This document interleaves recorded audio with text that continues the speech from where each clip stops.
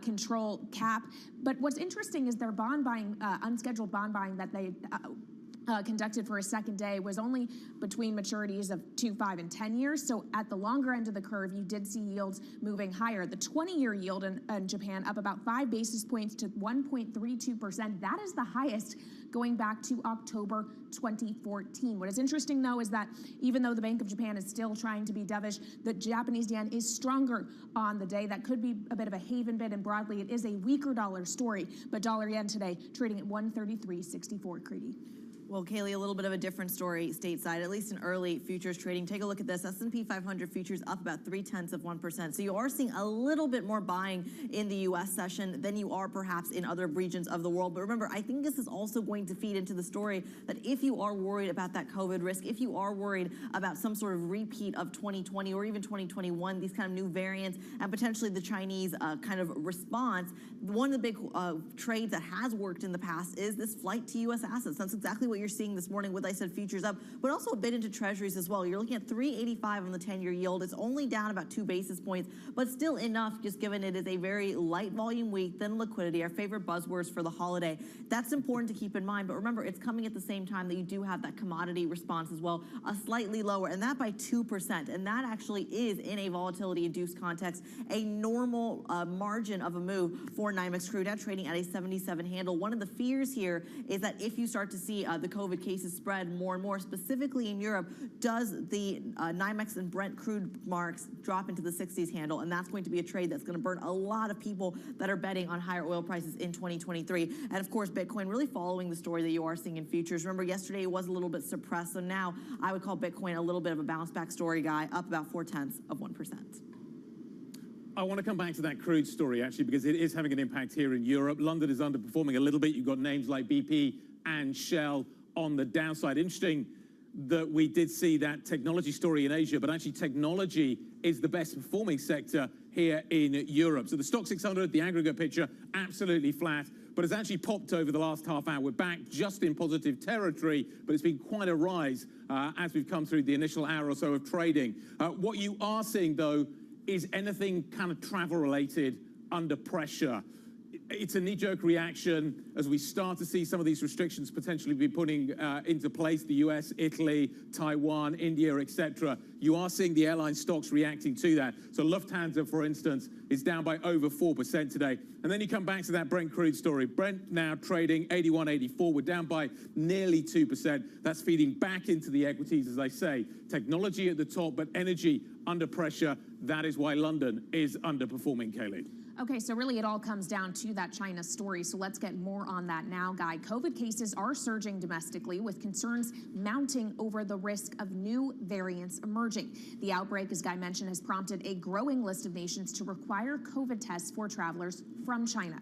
Let's get the latest on the ground now. Bloomberg's Alan Wan in Shanghai is joining us for the regional reaction. So, Alan, give us the China take on what the rest of the world is doing to its citizens or requiring of its citizens.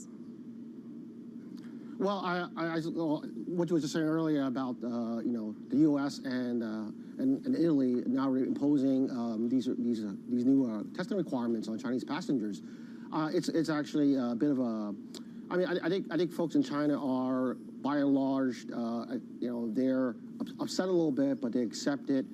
The U.S. testing requirements actually aren't very different from what China has been doing to the rest of the world over the past 3 years. And what these requirements are basically, is just like I said, is the negative test results upon arrival. But in lieu of that, if passengers can show that they've recovered or that they tested positive more than 10 days earlier, then that'll be acceptable. And also, the U.S. is also applying this to all passengers out of China, regardless of nationality or vaccination status. The reason U.S. health officials are, they're doing what they're concerned about is the fact that China's lack of transparency over COVID data. What they're saying is that the rapid sudden increase of infections over a short period of time could lead to new variants. But for China's part, it's saying that if any new variants emerge, that it will inform the World Health Organization, and a global consortium tracking the epidemic has said that so far there haven't been any major significant variants emerging out of China, and that what we've seen so far here in China is basically what we're seeing in the rest of the world. Alan, let's talk about numbers here. How many people are actually infected in China right now? Are we getting anywhere near the peak? What kind of information do we have on that front? Okay. Well, China's CDC said today that the outbreaks may be peaking in Beijing, in Tianjin, and in Chengdu, but it's still pretty serious right here in Shanghai, as well as in Chongqing, and it's spreading fast in other provinces such as Henan and Jilin up in the north. And also the CDC said that it's probably going to get worse in the weeks ahead because of the Chinese Lunar New Year holiday. That's in terms of the numbers, I would say that accurate numbers are hard to come by.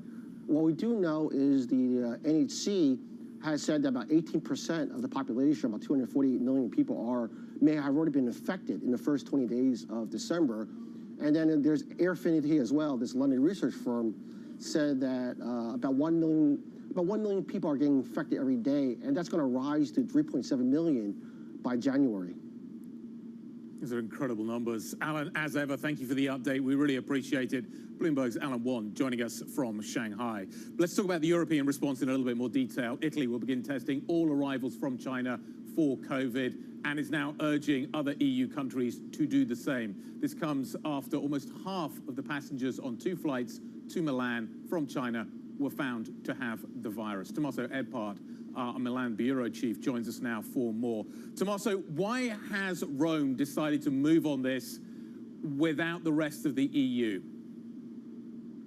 It looks like, Italy is again at the center of the COVID pandemic. The Milan region official decided a couple of days ago to test passengers arriving from China flight to see which is effectively the rate of infection. And they found out yesterday that about 50% of the first 210 passengers tested had COVID. So this was an alarming sign, and the Italian health minister rapidly decided to then impose mandatory testing to all the passengers arriving from China, and is asking the rest of EU countries to do the same as a precaution. As we are speaking, Italian is sequencing some samples of the passengers to see if there is any new variant. The health minister yesterday night said we're not expecting a new variant, so we are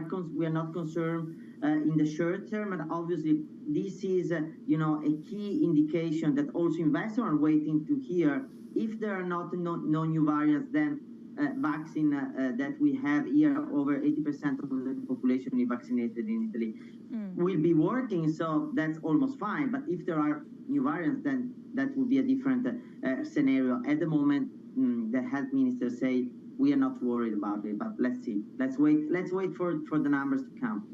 Well, Tommaso, as you mentioned, Italy would like the rest of Europe to join them in this policy. What is the likelihood that the EU will do so?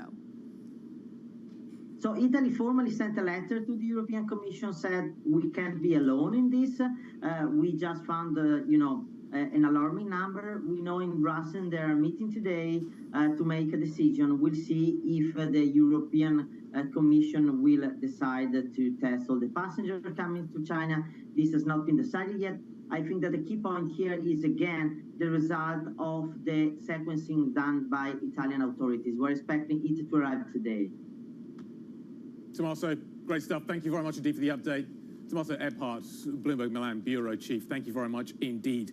Let's turn to the other story we mentioned at the top of the hour. Goldman Sachs CEO David Solomon has warned that job cuts are on the way. In his traditional year-end message to staff, Solomon said that the firm is working on a new round of reductions and that they are likely to be unveiled within a matter of weeks. Bloomberg's Danny Berger joins me now on set. Danny, what do we know about the size and scale? Well, so earlier in the month, we learned it'd be about 8% of the workforce. That's about 4,000 people. So a hefty amount, more than usual for what Goldman usually lays off for job cuts, about twice as much. So this letter really just confirming the timeline, I suppose. He didn't say anything about the numbers in this letter itself, not a very cheery year-end letter, I might add, basically saying that this will likely happen in the second half of January.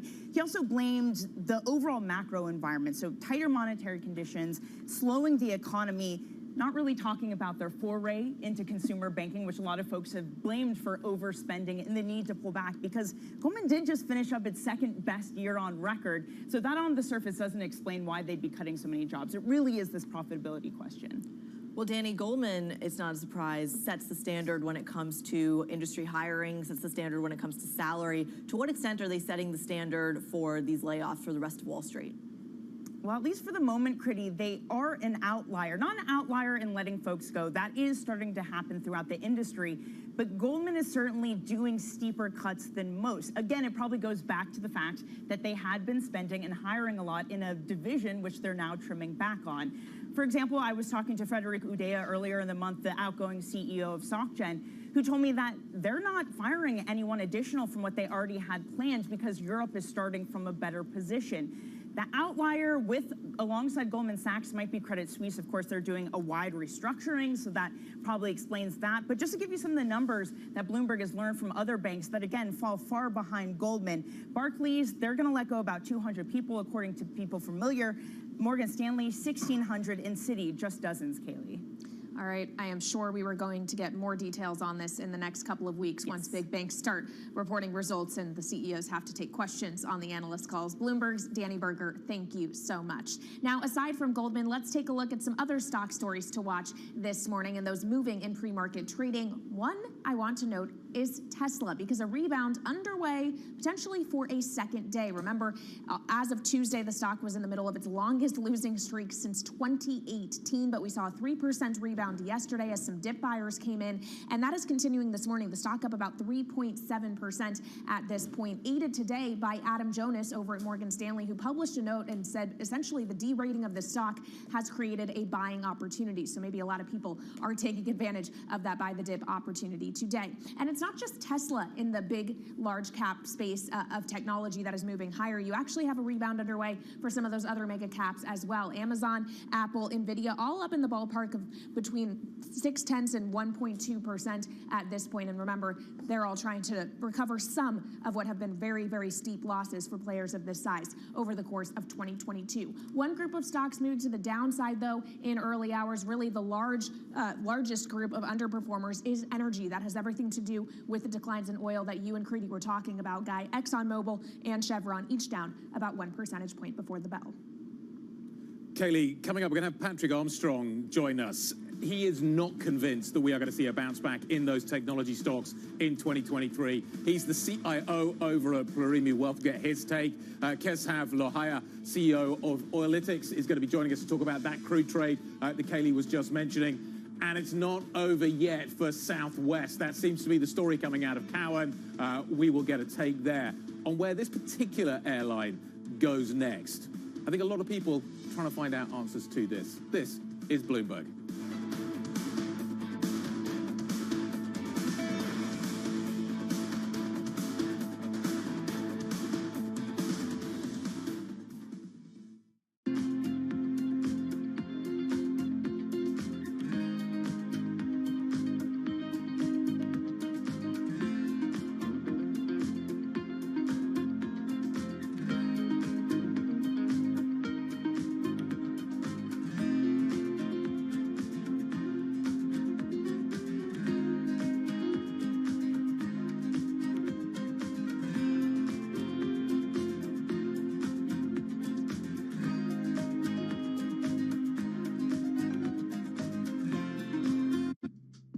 Steve's ability on the course may not be etched into any record books, but following him around, it's clear that it's not for lack of trying.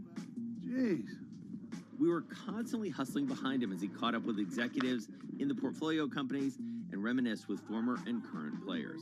He's a day trader. He called himself self-made day trader. Yes. And so he's on the bus after a game in New England, and he's day trading on the bus, and Bill Belichick sees him and cuts him on the spot. You know, in many ways, it's a convention, right, of the people that I don't see maybe once a year. And so it's kind of all come together. My firm, our charity, fundraising efforts, and then the friends that are around. My dad and my brother, it all happens right there as a confluence of all these parts of my life that have found its common center.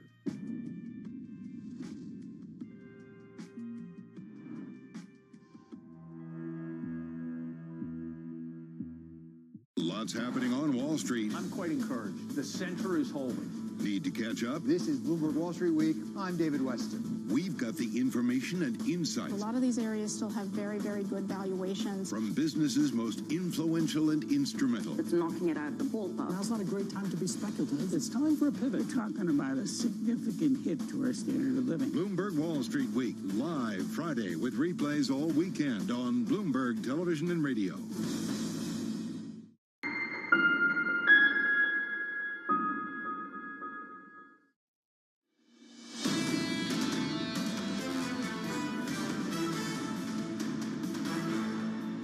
This is Bloomberg Surveillance Early Edition. I'm Kaylee Lyons with Kriti Gupta in New York and Guy Johnson in London. Anna Edwards is off this week, and Matt Miller will be joining me and Lisa Abramowitz on Surveillance later on this morning. And we will likely continue to talk about Southwest. Analysts have long warned about the airline's outdated technology that has left thousands of passengers across the U.S. stranded this week. I spoke to Cowen analyst Helene Becker yesterday on Surveillance about that situation and where Southwest goes from here.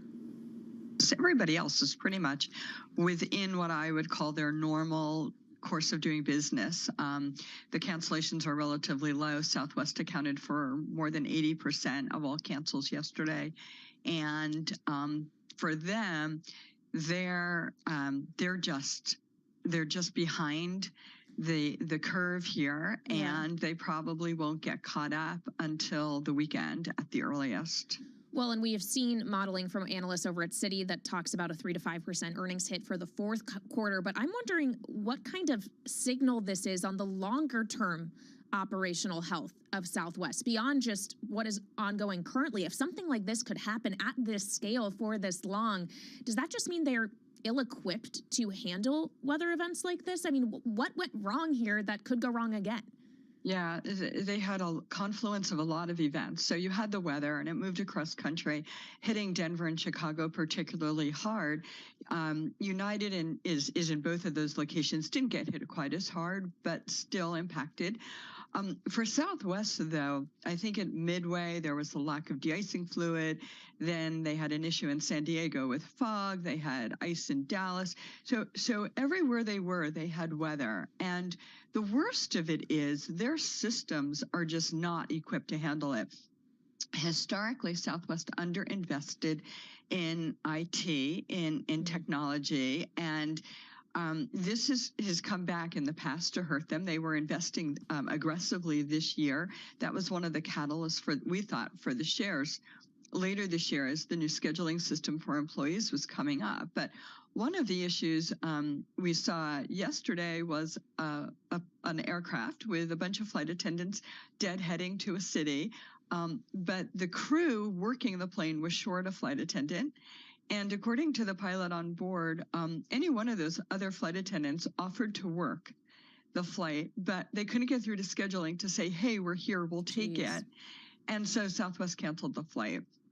They're doing what should be automated by hand. When you have 6,000 flights a day, and you probably shouldn't, you should probably have 2/3 of that. It's not that they don't have enough people, it's that they don't know where their people are. So essentially, Kriti, her thesis is it's a broken system.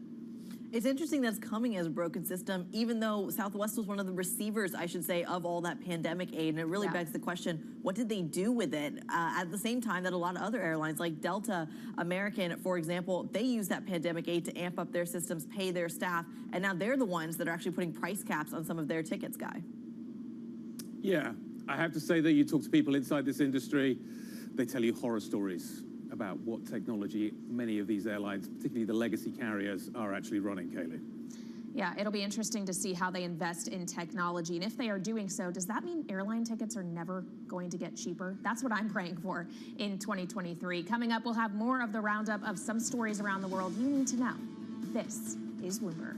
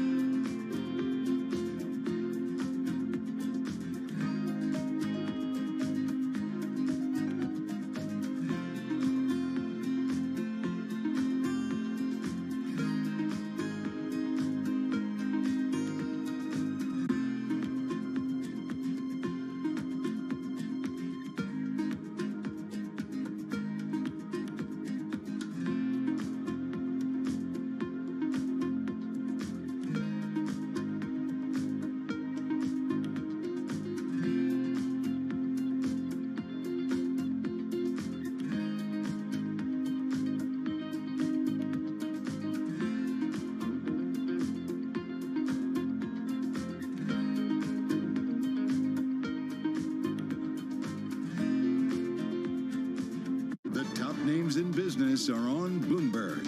I think you have to assume that we have some bumpy times ahead, and you have to be a little bit more cautious with your financial resources, with your sizing and the footprint of the organization. So what can you do near term?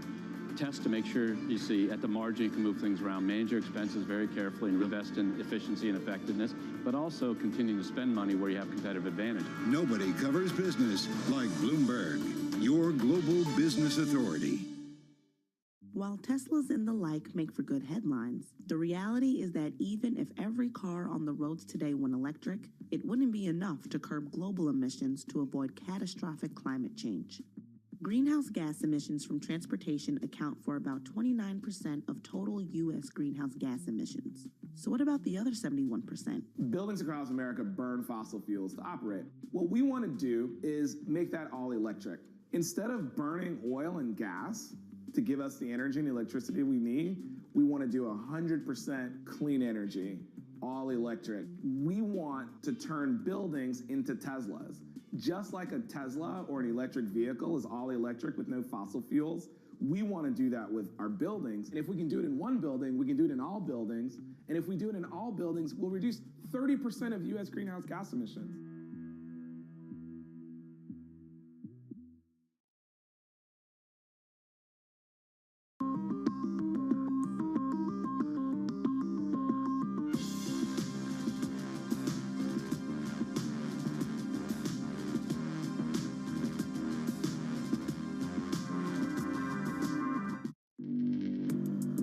Access the financial world on demand. Hear from leading economists, policymakers, and industry experts via live and on-demand webinars, only from Bloomberg. Start exploring to see what's moving the markets. Visit Bloomberg.com/webinars.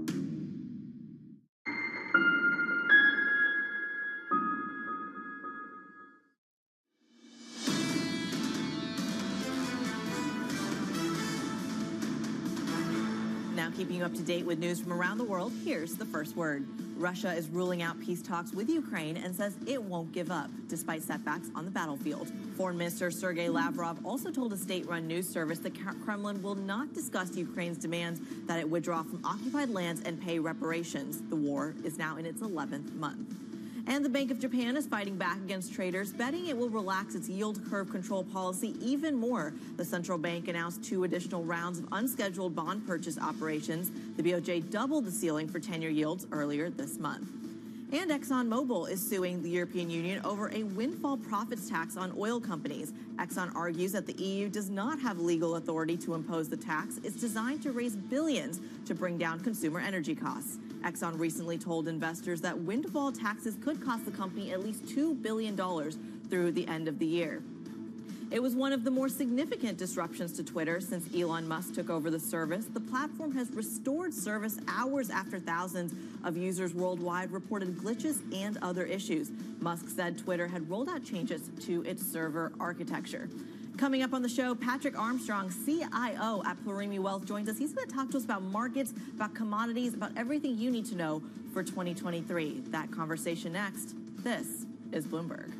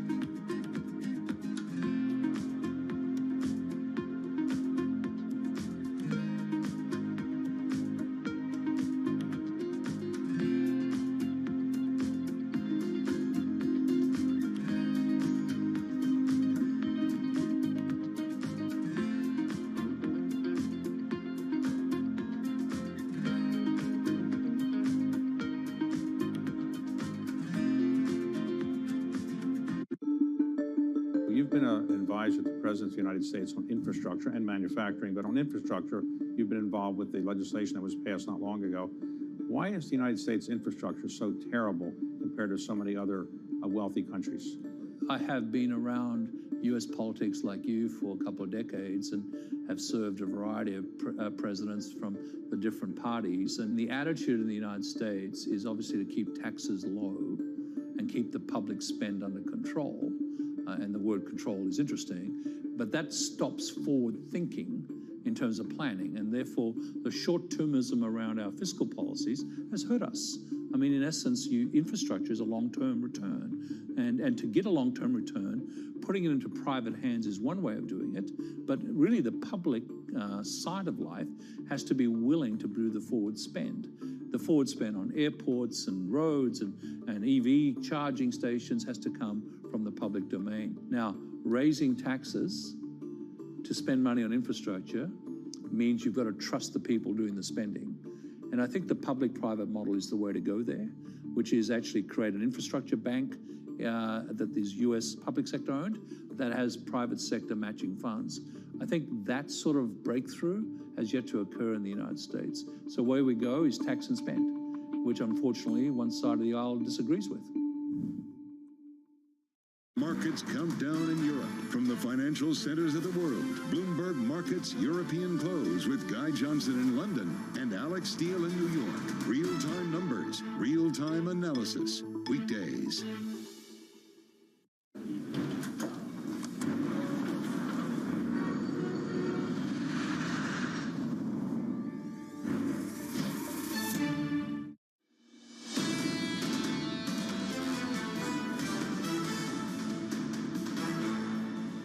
This is Bloomberg Surveillance, the early edition, and this is what you need to know.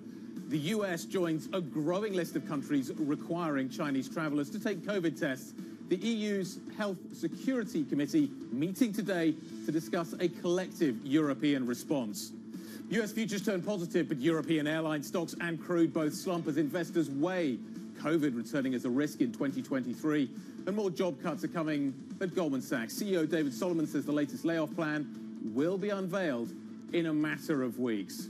I'm Guy Johnson in London. Kriti Gupta and Kaylee Lyons are both in New York. Anna is off today. Matt Miller will be co-hosting Surveillance with Kaylee in the next hour. Kriti, let's talk about the setup for U.S. markets. We know volume is going to be light, but China is certainly complicating things. It has a little bit. It's a little bit of deja vu, I would argue. Remember, of course, we're all expecting this to be a light trading week, to your point, that is going to somehow result in that Santa rally, green on the screen for the last 5 trading days of the year. But I think there might be a fundamental reason to this as well, outside of just that dynamic. The idea here simply that if you are worried about COVID, if you are worried about some sort of spread, some sort of repeat of other variants or even 2020 situation, now that China is actually allowing some of its overseas travelers to leave and have perhaps a lower restrictions as it exits and re-enters the country, that is going to create a defensive bid into the market. And traditionally, from a global perspective, that defensive bid results in a bid into American assets. So the futures are up about 0.3%. I wonder how much of that is coming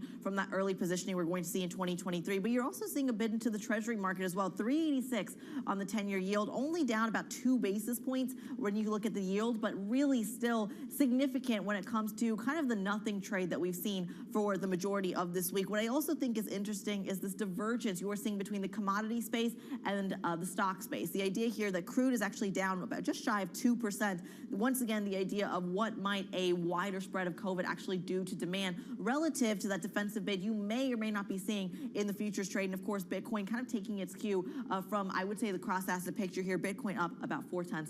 Kaylee.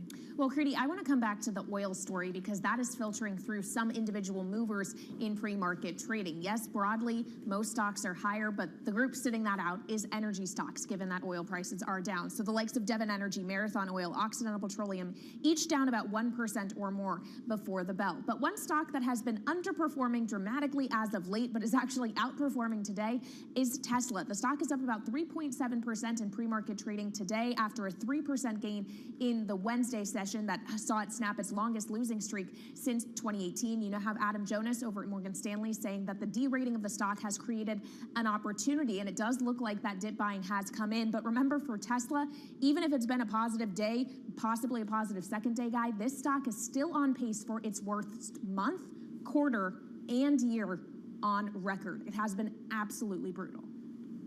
Yeah, we're going to talk tech stocks in just a minute with Patrick Armstrong. Before we do that, let's talk, Kaylee, about what is happening with these European markets. Basically flat, but well off their lows, which is significant. Travel stocks, though, are underperforming. Lufthansa down by over 4% right now. The European Union is meeting today to discuss whether or not we are going to be seeing the whole of the EU following Italy and imposing COVID checks on arriving passengers from China. Brent crude down by 1.81%. Therefore, you've got oil stocks lower as well. That means you're getting a little bit of underperformance, Critty, coming out of London.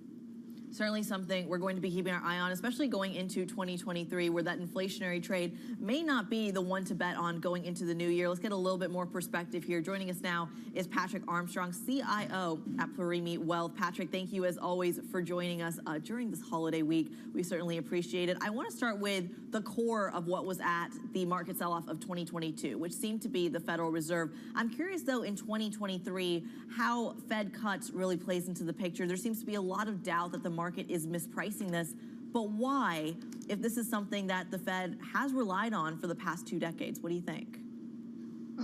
Yeah, our view is the Fed hikes in the first couple of months or the first 3 months of 2023, and then it's probably sitting on its hands for the rest of the year. I don't think you'll get the third 25 basis point hike in, probably because the economy is flirting with a recession or just about to roll into a recession. But the market's pricing cuts in the second half of next year. I don't think that's going to happen. All the Fed rhetoric, it may change, it has changed on a dime in the past, is that the focus is inflation. It's not about defending the job market.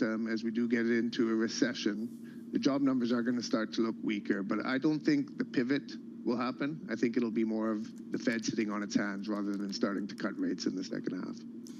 Okay, so does that mean that the expectation, Patrick, that it's going to be a pretty brutal first half, but things will get better in the second half is misplaced? I mean, what kind of returns can we realistically expect next year if you're assuming that the Fed's going to stay strong? So the multiple compression that's really been the story of 2022, I don't think that's going to be a big factor in 2023. The stocks that have really seen their share prices decimated this year, I don't think there's a quick recovery for them next year because they're dependent on liquidity, they're dependent on stimulus, and dependent on investors dreaming. And I think next year it's going to be more about surviving, finding companies that can defend their profit margins, rather than really putting capital to work in dream stocks that don't have a path to profitability, have earnings a decade off. And when liquidity is abundant, those stocks thrive. When you've got an interest rate that's higher than inflation and quantitative tightening, I don't think we get a rebound in those stocks. But overall, I think you're going to get modest returns from equities. Companies that are generating cash flow today, that are buying back shares, paying dividend yields, and have the ability to defend their margins in a probably tough consumer environment. I think those kind of stocks will go up next year.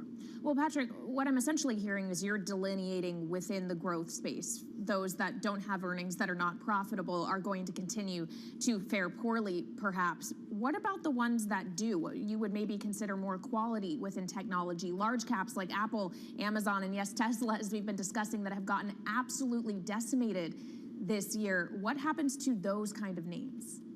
I own Apple, I own Alphabet, I'm short Amazon, and I wouldn't put Tesla in that group. It still doesn't generate significant earnings. It swings from profits to losses, and it's based on credits it's getting from some of its competitors. So I've been wrong on Apple. I've been wrong on Alphabet. My view this year was the most expensive stocks would sell off a lot, but those quality companies would probably be able to weather it, but their multiples have fallen with the market. I still like them. Apple's got issues with consumers, but the consumers that are buying Apple products probably are in the upper end of the consumer segment, that mass market is Apple, but the lower end of mass market isn't buying Apple. And I think that's the part of the consumer segment that's really going to be hit by higher mortgage costs, energy prices, food prices.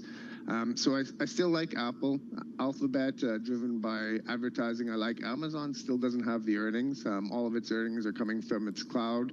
its retail, it's still not been able to price its goods at a level where it can really make profit yet, and I don't think that changes in 2023.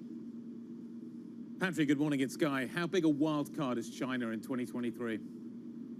It's very much a wild card's the right word. It's almost unpredictable the way they've put their zero COVID in place and kept with it for so long, and then pretty much turned on a dime to changing policy over the last 4 weeks, where they're almost ignoring COVID, it seems, right now.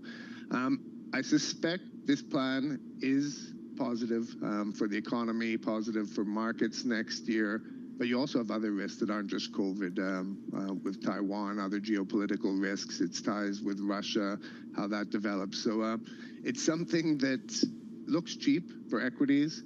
There's a lot of risks with it. I'm actually staying away from Chinese stocks just because I've seen what's happened to Russian stocks, and you call it a wild card. What happens with Taiwan is going to determine if those companies have any value to Western investors. Yeah, important to consider the geopolitical risk as well here. Patrick Armstrong of Plurimi Wealth, thank you so much for joining us. And coming up, we'll continue the China story through the lens of the commodity complex. Oil's price today getting hit by COVID fears, but could we see demand coming back in the more medium term? We'll discuss with the CEO of Oilytics next. This is Bloomberg.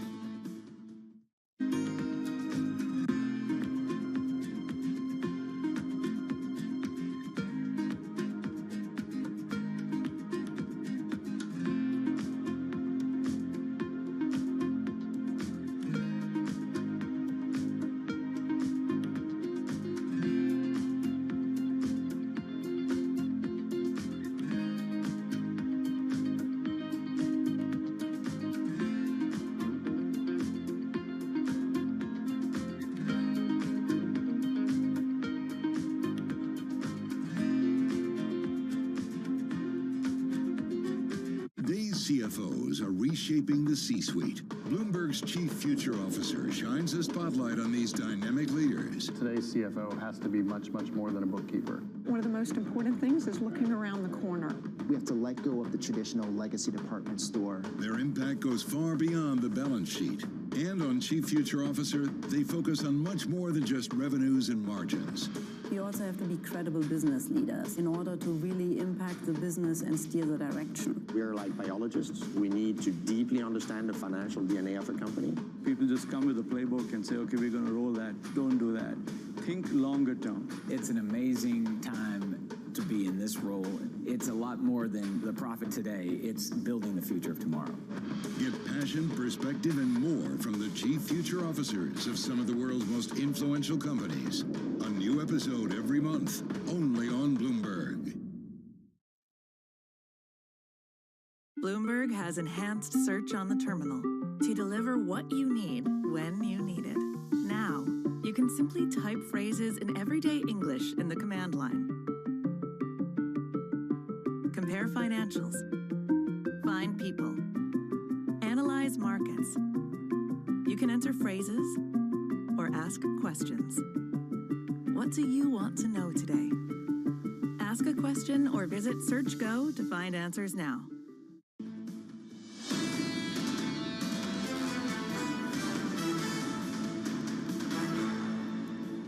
This is Bloomberg Surveillance Early Edition. I'm Kaylee Lyons with Kriti Gupta in New York and Guy Johnson in London. Anna Edwards is off today. Matt Miller gearing up to join me on Surveillance with Lisa Abramowitz in just about 20 minutes' time. Let's talk about commodities now. Oil is extending losses this morning on concerns that China's rapid dismantling of its COVID-0 policy could lead to a surge in cases across the world. Crude is heading for the first back-to-back quarterly loss since 2019. Joining us now to discuss further is Keshav Lohia, Oilytics CEO. Keshav, for so long we have been talking about what will happen to oil when Chinese demand comes back, when that economy reopens. It's finally happening, and yet the response from the oil market is frankly not one of excitement. How should we be viewing the China story as it relates to oil? Yeah, thank you, Kelly, for having me.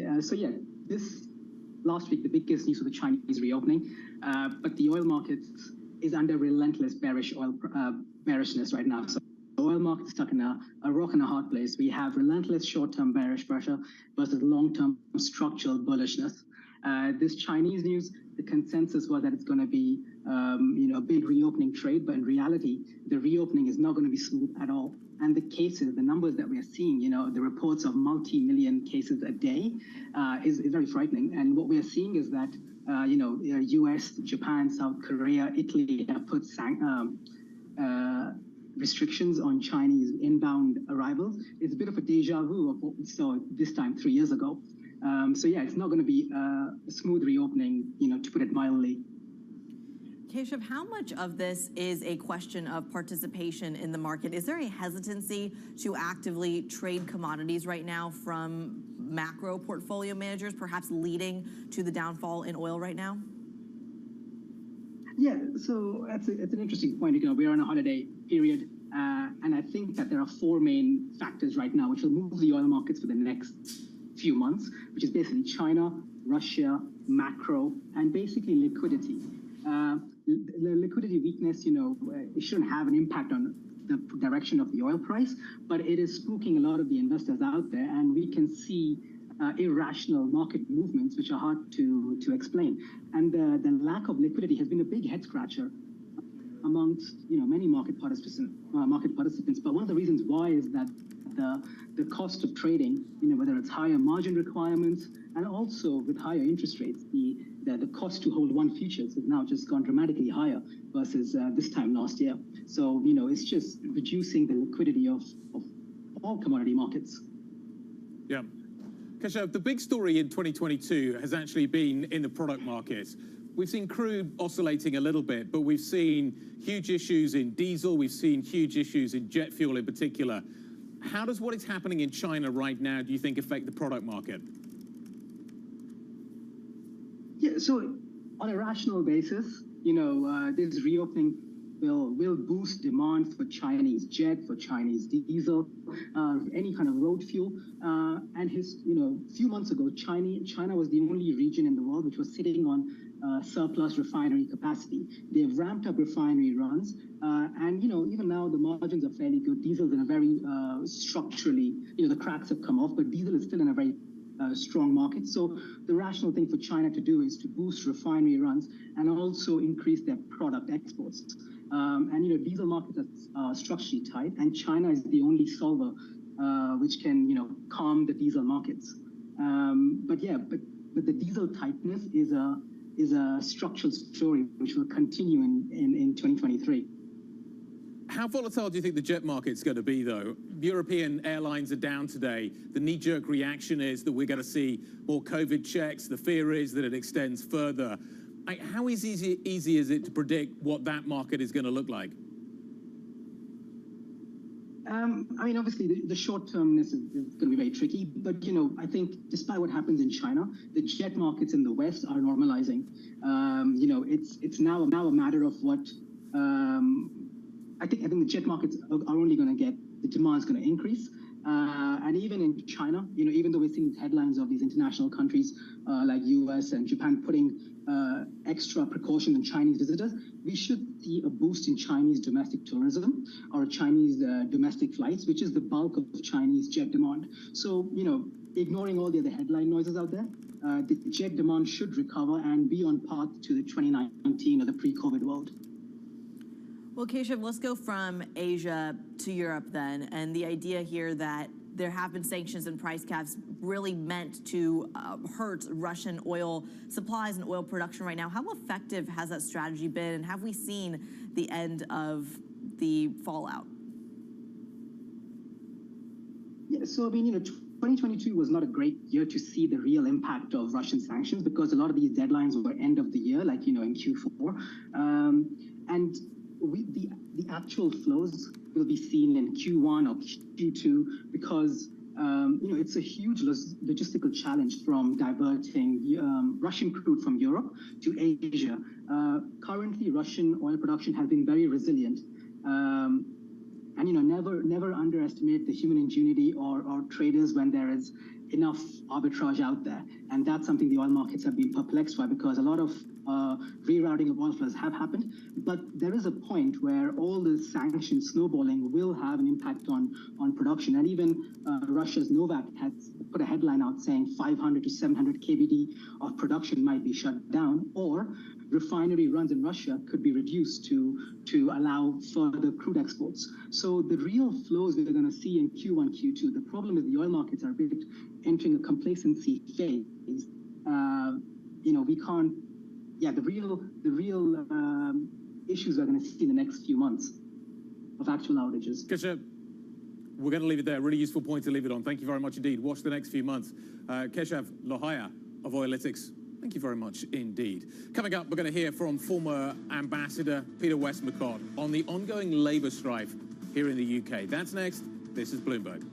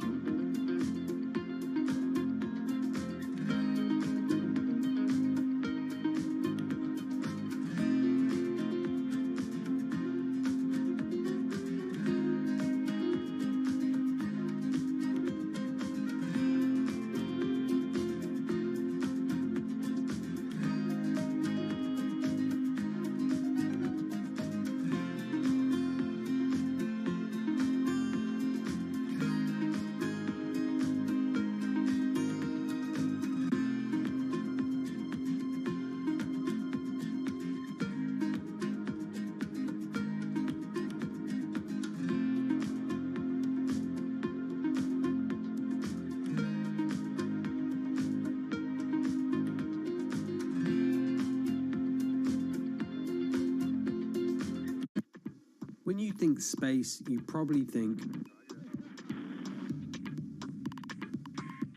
one space agency that travels under the radar is ESA,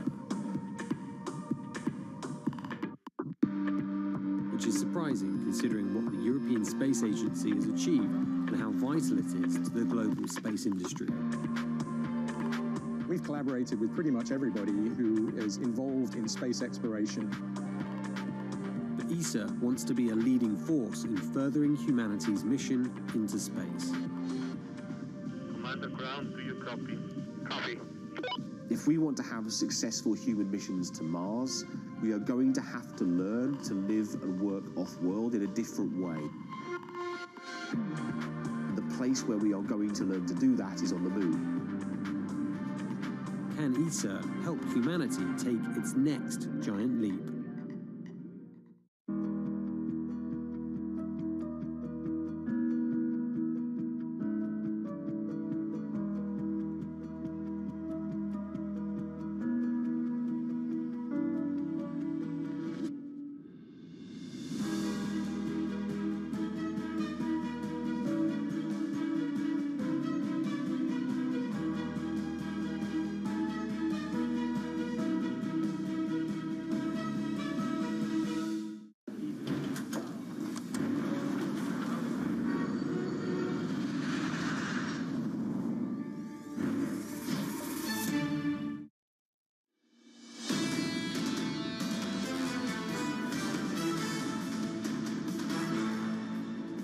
This is Bloomberg Surveillance, the early edition. I'm Guy Johnson in London. Kriti Gupta is in New York. Anna Edwards is off today. Kaylee Lyons joining Matt Miller for Surveillance in the next hour. I hear Lisa's in today as well. Should be a great show.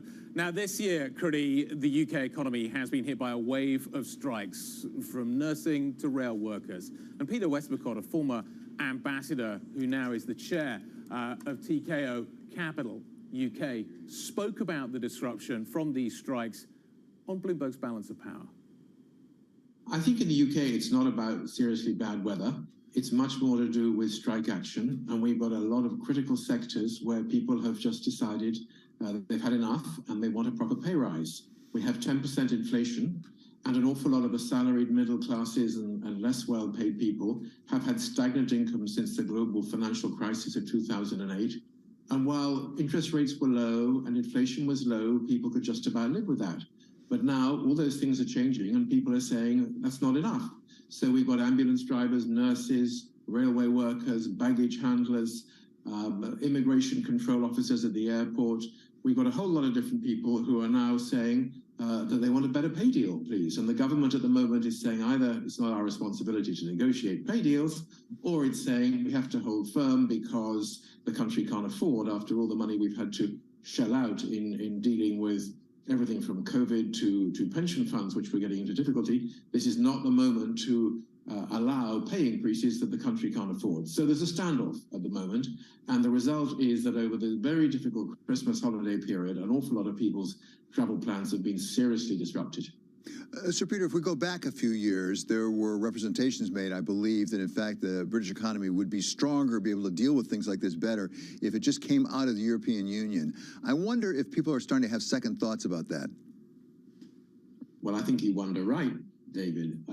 Some of us who thought that leaving the European Union, and particularly the single market and the customs union, was not a good idea for the United Kingdom, we got shouted down by those people and sometimes interrupted on live radio and television by people who said, you're just thinking about the economy, what about sovereignty, what about asserting our control and not being ruled by unelected officials in Brussels, and all that sort of stuff. And why should we accept regulation set by the European institutions? Well, they did not really promise a more prosperous existence, though some people did. The Brexit advocates said there will be no loss of economic prosperity, prices of food and everything else will come down, we'll be just as well off, if not better, in the future. But the real problem, I think, is that back in the days of the 2016 referendum, the economic issues that some of us highlighted were not given sufficient attention. It was about politics, it was about sovereignty, and it was about keeping the Conservative Party of the United Kingdom united. That was the forlorn hope of Prime Minister David Cameron. But fast forward now 6 years, David, and what we've got is public opinion which was 52-48 in favor of leaving the European Union in that referendum is now something like 56-44, thinking it was not such a good idea and that it isn't worth the price and that many of the promised benefits simply are not there. And that is, of course, true. Small businesses, exporters, the hospitality sector, anyone in the services industry who needs the manpower that came from having freedom of labor with the rest of the European Union is finding it really, really hard to find the skilled manpower that they need to make things function. And so trade is down, employment is tight, salaries are having to rise. It is a problem, and I think there's a growing realization that people were, I don't want to show my own prejudice, that they were sold a pup with the idea that the country was going to do better outside the European Union rather than staying inside it. That was, of course, Peter Westmacott, chair of TKO Capital, speaking on Bloomberg Balance of Power. It's interesting, the new incoming leader of the TUC, the Trade Union Congress in this country, talking about the fact that the government basically is now standing in the way of getting a deal done. And we are going to see pretty ongoing strikes in the new year. In fact, it looks like they are going to be amped up as we go into 2023. You know, I think it's interesting from a more American perspective, from a global perspective, this idea of the ripple effects here, because you're starting to see this same dynamic across the world in various parts of Europe, but of course here in the States as well. And I have to wonder how much COVID now will play into that story even more. Absolutely, it remains a factor. It's interesting, the Italian Prime Minister Giorgia Meloni saying within the last few minutes that COVID testing not effective unless it's EU-wide. Italy has decided to impose fresh COVID testing on Chinese arrivals. We'll see how the EU reacts. Are we going to get a decision today? There's a meeting in Brussels, Critty. Yeah, certainly a deja vu to some extent of 2020. That does it for Early Edition. Surveillance is ahead. Lisa Bromwitz, Matt Miller, and Kaylee Lyons co-hosting today. We're going to hear from a standout guest list. Stick with us. This is Bloomberg.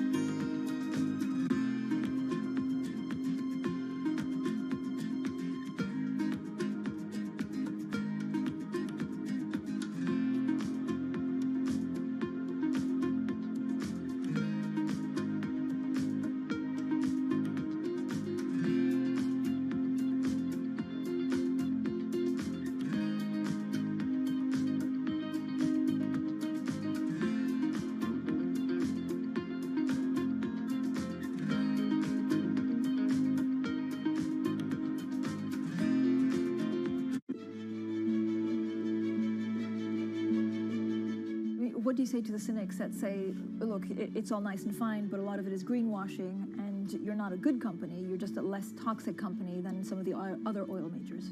Well, the first thing to say is that, you know, I'm a big believer in we need to put ourselves in other person's shoes in life in general. And so I understand that point of view, and I get that people have that perspective.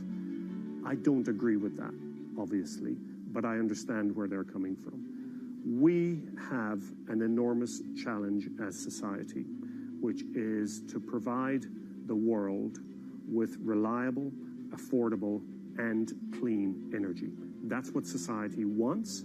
That's what society needs. And I believe in my heart that a company like BP is actually one of the few companies in the world who can actually make that happen. We can talk about the things that we're going to grow and over the coming years, and I find it hugely exciting and energizing for our organization. But that's what the world needs, and you simply can't go against the grain of society. You can't defy gravity, and that's why we're making the change that we're making.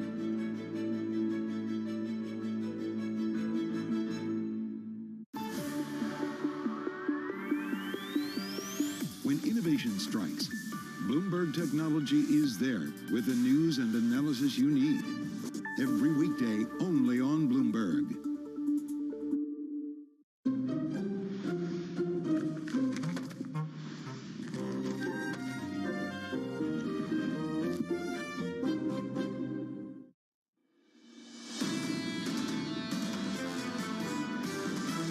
I don't see any reason for the Fed to be moving that 2% target. We finally have come to grips with the idea that the Fed is going to be fighting inflation. Yes, it's about inflation, but for me, it's all about the labor market because the labor market remains so strong. We may get a pivot later on this year from the Federal Reserve, but that's going to be happening when the situation is going to become much more dire. Frankly, the Fed still needs to do more work. This is Bloomberg Surveillance with Tom Keene, Jonathan Farrow, and Lisa Abramowitz.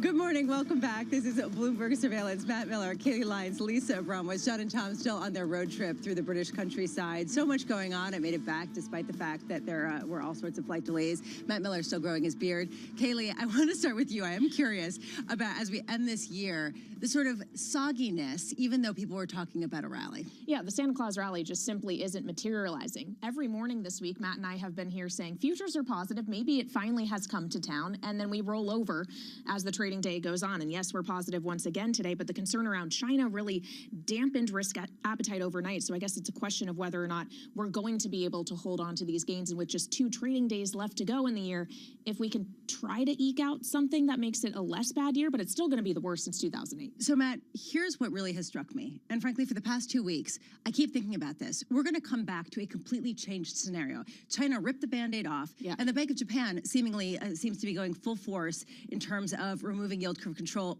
or maybe not, right? I mean, overnight, kind of confusing signals. Yeah, I'd say my favorite line is from a guest that we have on later this morning. Cameron Dawson, the CIO at New Edge Wealth, says Janus is more important than Santa. And to me, that says, you know, fixed income is really what it's all about. So we're watching that very closely. I also think the China story is interesting because there could be a shift, right? As China loosens its COVID restrictions, the West could end up tightening COVID restrictions because, you know, the report that Italy tested 2 planes from China and more than half of the occupants were COVID positive. But in all seriousness, are we getting carried away, Kaylee, with this idea that suddenly there's going to be a new variant, we're all going to worry about COVID, and oh my goodness, it's going to be Armageddon again? Well, that was the concern yesterday, but we're actually just getting headlines out from Giorgia Meloni, the Prime Minister of Italy, who says they have sequenced those COVID cases that came in on that plane to Milan, and they are known variants. They are Omicron variants. So maybe that helps alleviate some of that concern. I guess the question is, as the virus is allowed to run rampant in China and those people are allowed to travel once again, although test in many places to do so, could you start to get some of that variation? You're a pro at all things transportation. You probably have a plane in your backyard with your 15 cars that you also have.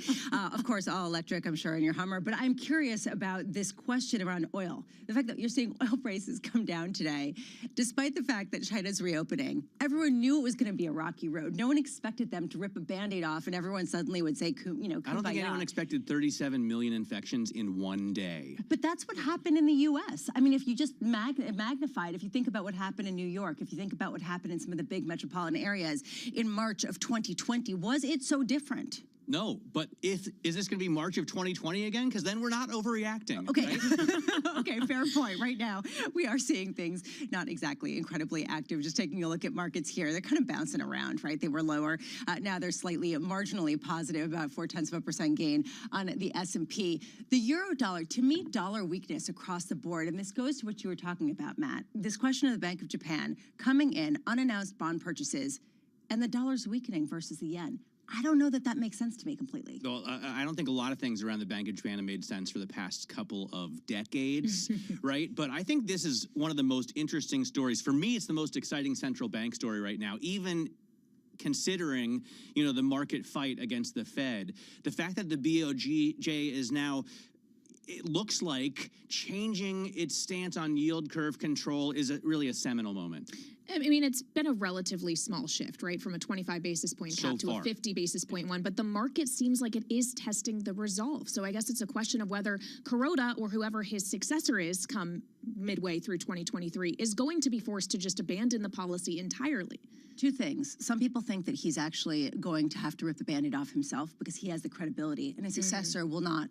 The second thing is, yes, they came in with an unannounced slew of bond purchases, but they didn't purchase 20-year bonds. Yes. They didn't purchase 30-year bonds, which raises questions about whether they're basically saying, we can't control this one, and we're going to let it steepen. But let's start there. Mark Chandler is the perfect person to talk about that, Chief Market Strategist at Bannockburn, joining us. Happy holidays, Mark. Happy New Year. Let's start there. Does the dollar weakness today make sense based on what seems to be a reaffirmation of yield curve control by the Bank of Japan? Yes, I'm sorry. I think I lost you. No, we have you. You're there. Can you hear us?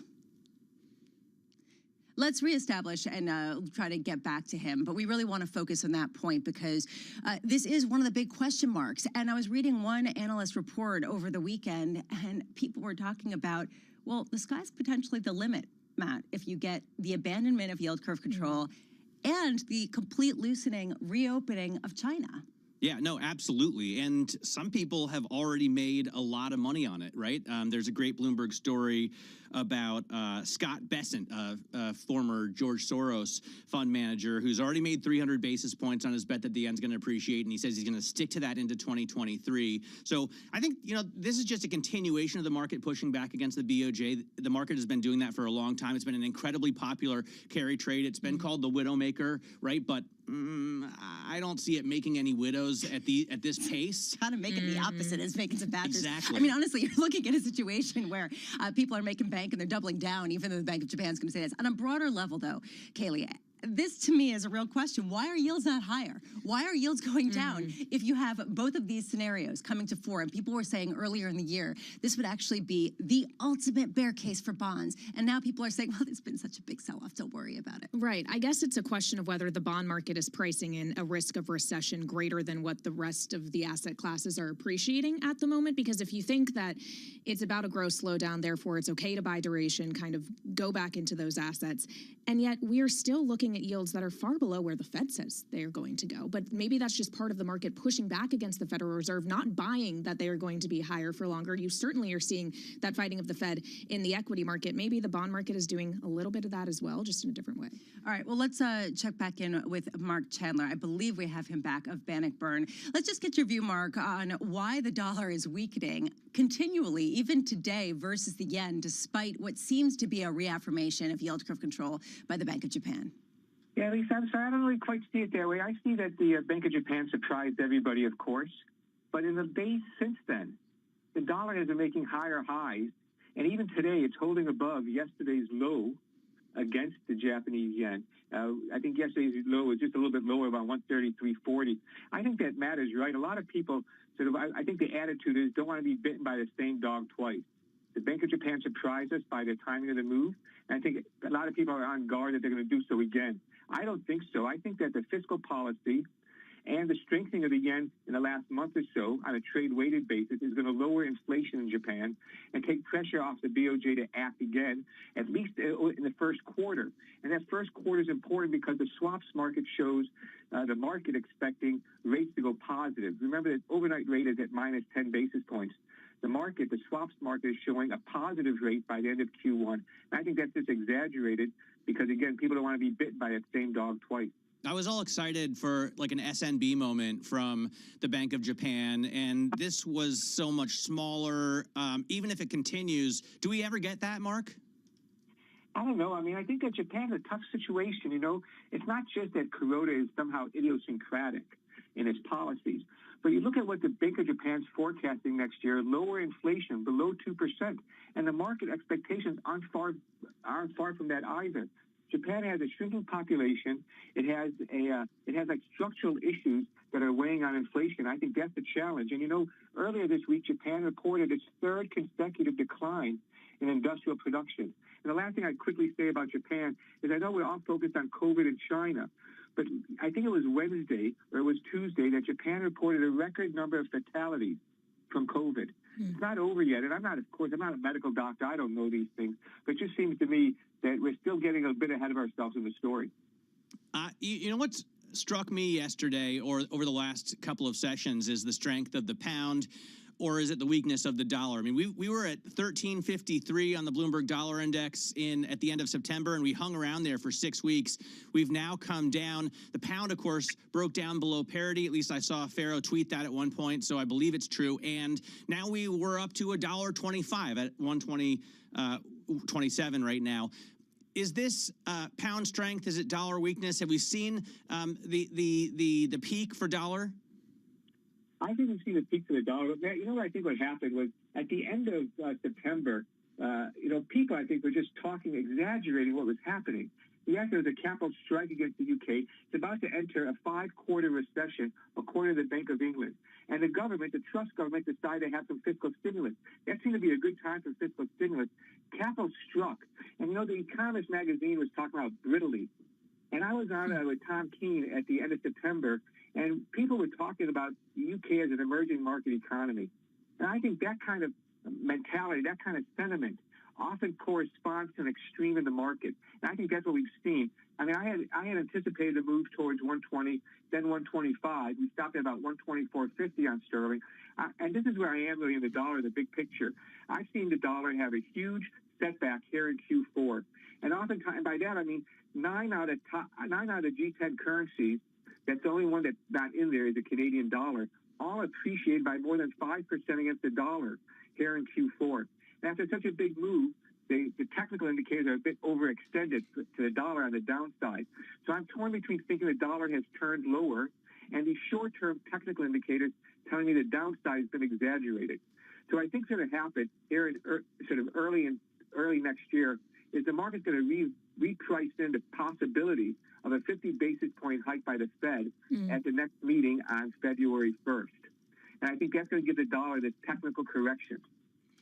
Well, and of course, something that the Fed may have to consider longer term into 2023 is whether or not there's going to be a re-inflationary impulse coming from a reopened China once they get past this current surge in cases, which you mentioned a moment ago, Mark. How are you viewing that through the lens of the yuan? Yeah, so a couple of things. One, I think that it's hard to understand how the Chinese are able to do this. And by do this, I mean be able to maintain a fairly stable currency. I sort of see them right now, given the turmoil in China itself, I see them wanting to have a very stable currency and to be able to engineer that. But I think that the Chinese currency really traps the euro and the yen right now, broadly speaking. And those two currencies, I mean, I think the euro is clearly going sideways. We're holding just above the 20-day moving average, which we haven't really broken below for a couple of weeks now. And so I think that I'm looking for the dollar to regain that 7 level against the RMB. I think that this idea of, we heard this early last year where Chinese PPI, Chinese producer prices, was a lead indicator for U.S. CPI. I don't think so. I think things that really matter here, and I think you can see this very clearly from Powell's talks. Yeah. What he's really watching is service prices in the U.S. And these core service prices have very little to do with what's going on in China. I again think that the challenge for us in the U.S. is that many people keep wanting to blame other countries for our problems, whether it's China, whether it's Moscow, whether it's Ho Chi Minh in Vietnam. And I think most of our problems are really just homegrown. Well, that's probably not that. the most popular view. dose Mark of Chandler, truth. he's just Blame saying, game. basically, you can blame whoever you want. It's us. Mark Chandler of Bannockburn. Have a wonderful New Year, and thank you. So who do we have to blame or thank You need for to look inward. for- I agree hold on with a second, Mark. Matt. The burning question of the day. How did you decide to grow a beard? What was your thought process? Well, Inquiring minds I wish mean, to know. honestly, this is not something that, I think about, so I'm just curious. How did this come Well, to be? first of all, the obvious. I have no more hair on top of my head. So I need to do something. It's been really cold also, Give me a break. Does it provide actually some create warmth. warmth? It's like a little scarf. I would think so. No, it does for sure create a little bit of warmth and style, Plus, I had a couple weeks off, and I thought, let me give it a shot, Well, hopefully you didn't have to fly Southwest back. I have to say, I came back from Denver yesterday. Did you? And we looked at the board, and everything was on time, and then it was like canceled for every Southwest flight. And it's sort of shocking. I mean, everyone was talking about it. It's been bad, and it's still ongoing. We were talking to Helene Becker of Cowen yesterday, and she said this is a broken system for Southwest. They have underinvested in technology, and that's why they are dealing with this problem so much more poorly than all of the other airlines who managed to get through the holiday in less bad shape. Matt Miller is going to keep growing his beard until they update their entire technology system. Coming up at 7 a.m., Sylvia Jablonski of Defiance ETFs. This is Bloomberg.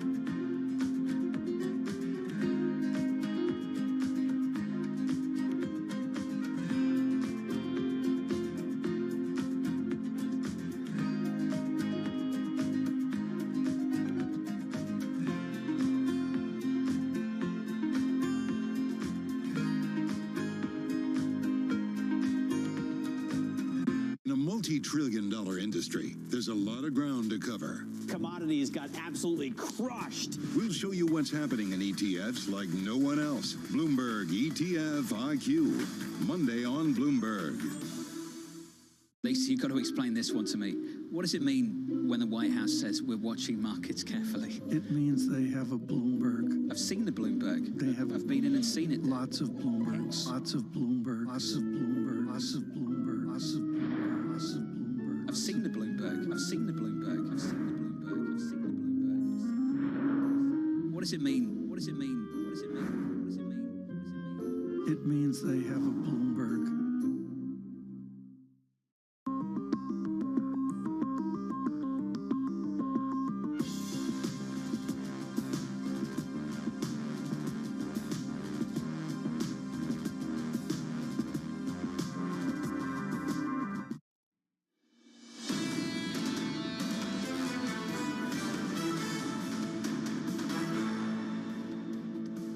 There's a lot of pessimism out there that we are going to hit a recession next year in the United States, and we are already in a recession in Europe. That's a strong expectation. So this China reopening is weighing against those expectations. I do think markets are getting ready that this is a macro factor, macro event for 2023, and could impact expectations for inflation.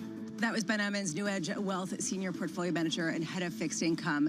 Well, over the weekend, we've been reading a lot about Southwest, obviously, and the public outrage against that. We've been reading about inflation for the entirety of 2022 heading into 2023 and the labor market with jobless claims coming up today in about 2 hours and 15 minutes. But really, the only thing that we came in to talk about this morning with Matt Miller and Kaylee Lyons, we were talking about this one politician who managed to get elected despite a litany of lies that rivals anything we've seen from Sam Bankman-Fried or Elizabeth Holmes. Yeah. And that, to me, is George Santos. Yeah, a long, long list of lies. He claimed to have graduated from Baruch, but he never graduated from any college. He claimed to have worked for Goldman Sachs and Citi, but both of those banks said they don't have any record of ever having hired him. He claimed to own 13 different properties. Apparently, he lives with his sister, but he's planning on buying a place soon.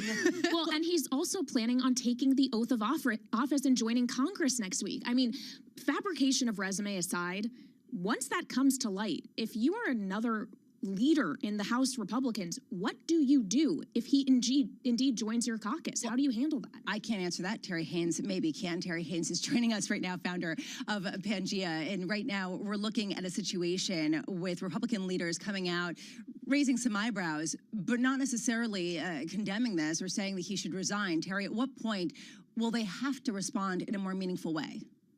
I think the moment after he takes the oath of office, frankly, Lisa, the House of Representatives, Congress generally, is not in the business of condemning people who haven't joined the body yet. And once that happens, though, I think he's fair game. And partially, I think what the effect of the investigation that's been announced by the Nassau County District Attorney and the idea that some federal prosecutors are looking at him as well, may be enough to trigger a congressional investigation. But he serves one term at the most, and I think it's looking much, much more likely that he either doesn't last the month or doesn't last the rest of the winter. There's going to be too much here, as you all have already mentioned, to investigate, and the weight of this alone is probably going to end up driving him out of office. Terry, there are a number of issues here. There's the pure sort of amazing aspect of the quantity of lies that someone who got elected to Congress managed to put out there, but it's also the fact that it went unchecked. What does that say about, frankly, the Democratic Party, as well as the Republicans' vetting process, if this was allowed to slide for so long and it was so easy to debunk? Yeah, well, you're ahead of me on the one point. From the political professional standpoint, the first question everybody asks is, where was Democratic opposition research? Heavens, you could have picked up a seat if you'd done your due diligence. But there's that. But yeah, it is kind of amazing, isn't it? I mean, the best thing you can say about it is, at least it's gotten picked up before he comes into office. But it doesn't say anything good about the degree of vetting on either side. It doesn't say anything good about the degree of journalism on the island either, frankly. This stuff was just lying around ready to be picked up and turned into a story, and pretty much nobody did it. There's some reporting from Washington indicating that a lot of this prevarication was an open secret down here. I have no idea whether that's true or not, but that doesn't say anything good about party professionals either. No, surely the media, have egg on our face. We already had so much egg on our face from Sam Bankman-Fried. That's why I grew this beard. To prevent the egg, to catch the egg. But this is another hit. Terry, I want to get to something that's less fun.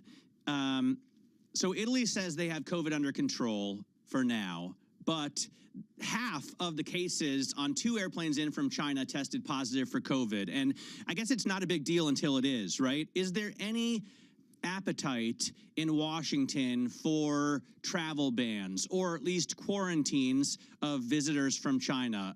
Is there any, concern that we end up back in a place where we need to be locking down? Yeah, I think there probably is some concern today, Matt.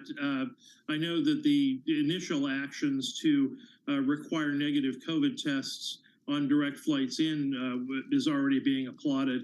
But I think it's also clear that a lot more is going to have to be done. And as Congress reconvenes next week, one of the first things they're going to be looking at is the adequacy of the Biden administration response. It's not going to be enough to do what they've done already, clearly. I don't think you're going to see travel bans, at least at this juncture. I do think what you're going to see is a desire to want to increase COVID testing to insulate America from this, at least in the short term. Terry, if we could, while we're talking about global issues, it is not just about COVID-19. There is still an ongoing war in Europe. And earlier today, the Russian Foreign Minister, Sergei Lavrov, gave an interview in which he pushed back on the idea of Russia ever agreeing to peace talks. He said the Kremlin will not discuss Ukraine's demands, which kind of raises the specter of just a stalemate or perpetual conflict. And that raises the question for Washington, D.C. about whether or not there's going to be a perpetual need for funding. Obviously, Zelensky was in D.C. last week, pleading with the president, pleading with Congress to continue their support. How contentious do you expect that could get the longer the war draws on? I think it's much less contentious in the short to medium term than most people anticipate. You know, there's a lot made out of supposed Republican resistance to Ukraine funding. I don't see that. What I see is a demand by a lot of Republicans for increased accountability for what the money's being used for. That's fair enough. That's one of Congress's duties, and they should undertake that. But you know, at the same time, I think I see near unanimity on all important foreign policy issues with Republicans and Democrats in the Biden administration. And, you know, the understanding that Zelensky's fight is, in fact, the United States fight, I think is very strong here. And I think that remains for the foreseeable future. If it turns into the quagmire that you might suggest, say, a year from now, you're going to start to have some fraying opinions. But right now, I don't think that's going to be happening. Well, in the Around the World with Terry Haynes, I do want to get a sense of why Washington, D.C., why the Congress members that currently still are there are focused on all things on Southwest rather than COVID and the situation there with Russia and the war being waged on Ukraine, even with the situation of potential real problems with severe lying, really compulsive lying from an elected member of Congress. Southwest really is the hot point issue. Well, you know, firstly, I'll say again, Santos actually hasn't taken office yet, so members are a little wary about criticizing somebody who hasn't taken their seat yet. And the bar for expulsion, and maybe he doesn't, Terry, right? Well, the bar for expulsion is very, very high. There's only been 20 members of Congress ever expelled, and 17 of those were because they were Confederates. There are lesser punishments available as well, but I suspect, as I say, that Congress is going to be joining the parade of investigations that are taking place in Nassau County and probably at the U.S. Attorney in the Southern District.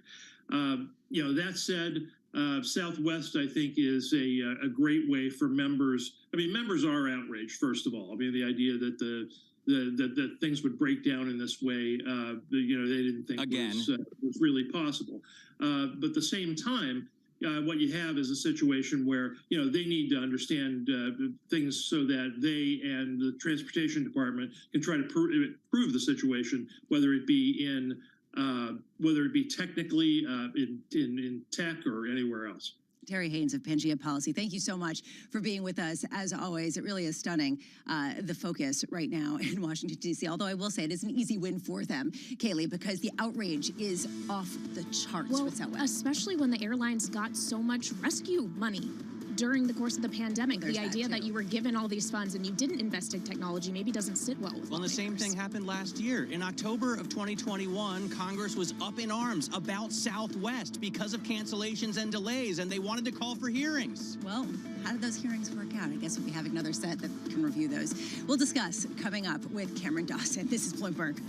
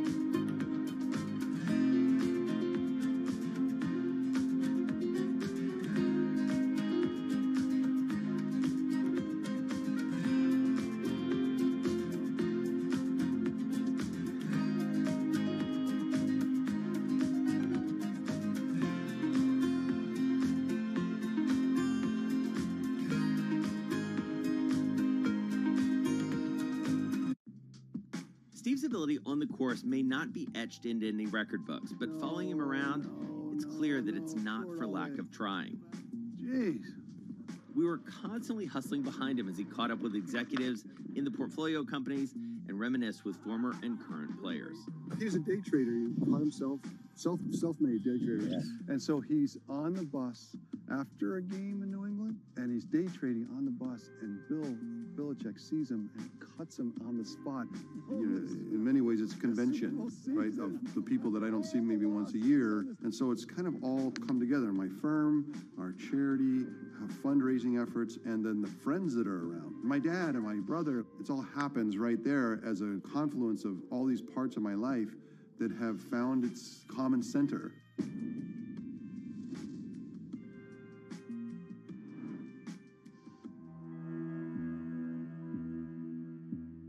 A lot's happening on Wall Street. I'm quite encouraged. The center is holding. Need to catch up? This is Bloomberg Wall Street Week. I'm David Weston. We've got the information and insights. A lot of these areas still have very, very good valuations. From businesses most influential and instrumental. It's knocking it out of the ballpark. Now's not a great time to be speculative. It's time for a pivot. We're talking about a significant hit to our standard of living. Bloomberg Wall Street Week, live Friday with replays all weekend on Bloomberg Television and Radio.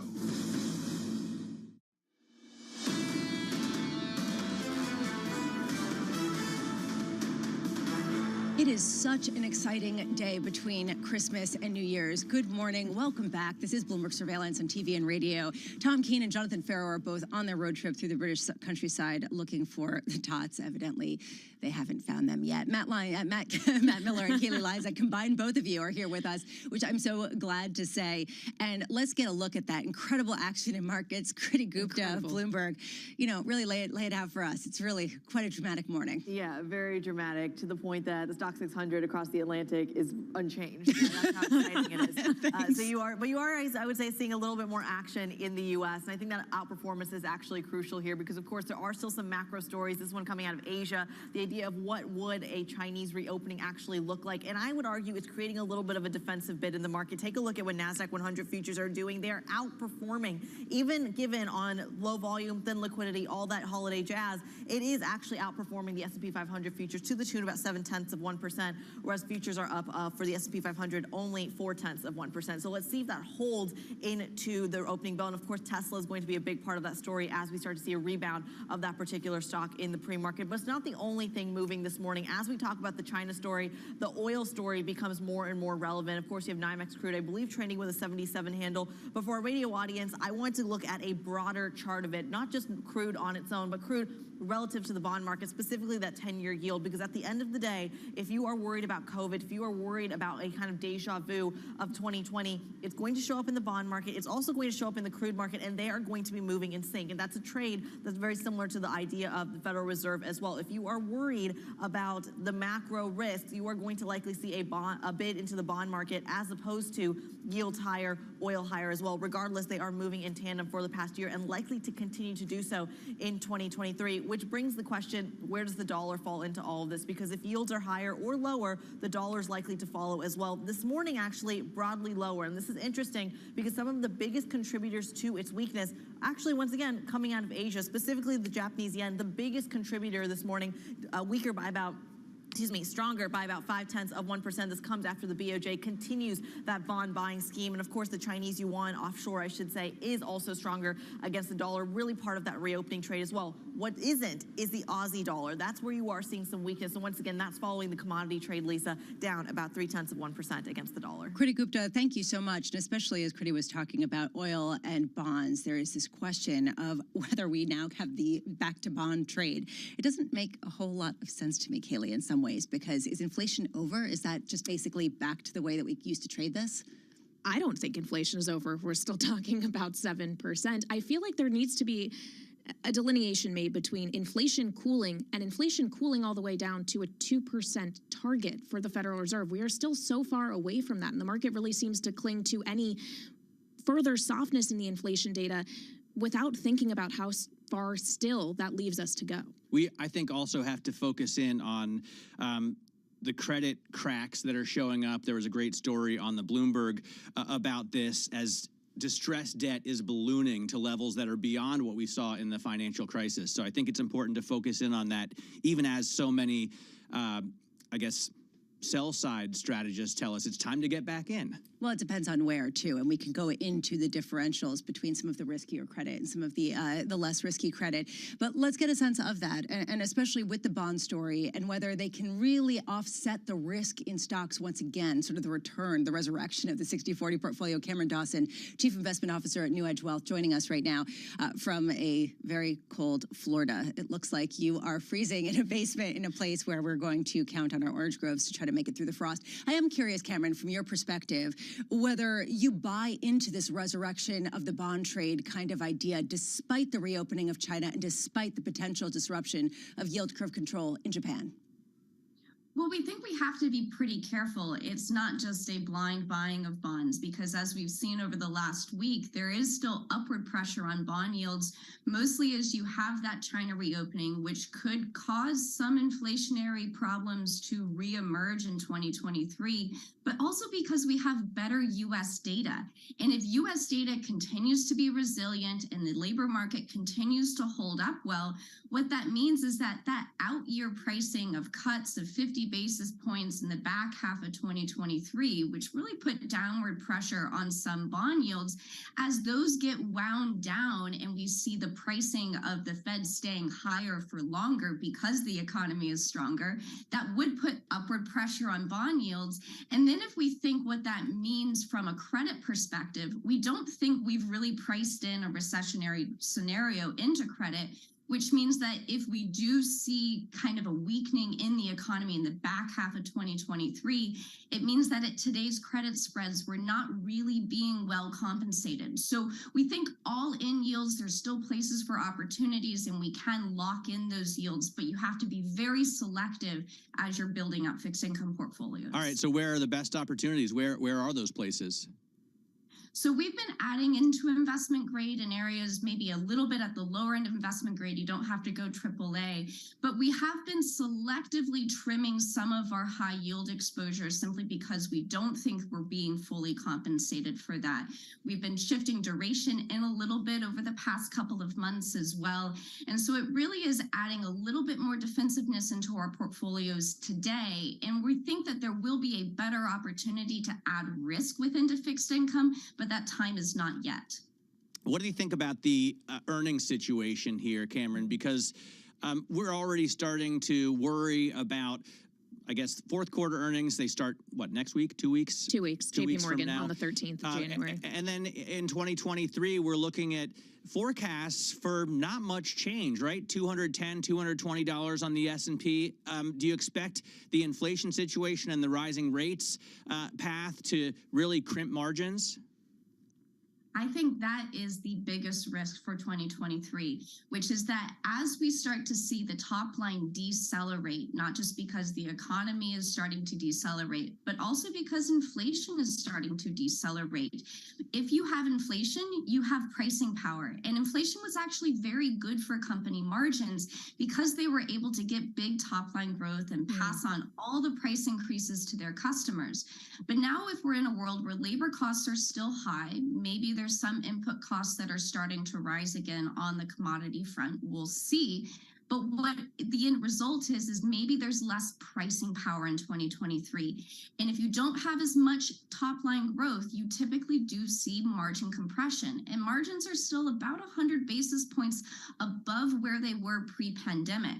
So even if we see growth hold up okay, we don't fall into a recession, as you see that top line decelerate and you see margin pressure, you could actually have a shakier earnings front for large cap companies in the U.S. What about for energy stocks in particular, Cameron? Because that is the sector that has been raking in the profit this year. And actually, one of my producers, Pete Diateris, pointed out to me this morning that energy stocks have outperformed oil 20-1 in 2022. That doesn't happen very often. It hasn't happened since 1997. How much further can the run in energy stocks go when we have seen declines in oil because of concern about a slowing economy, which you were just discussing?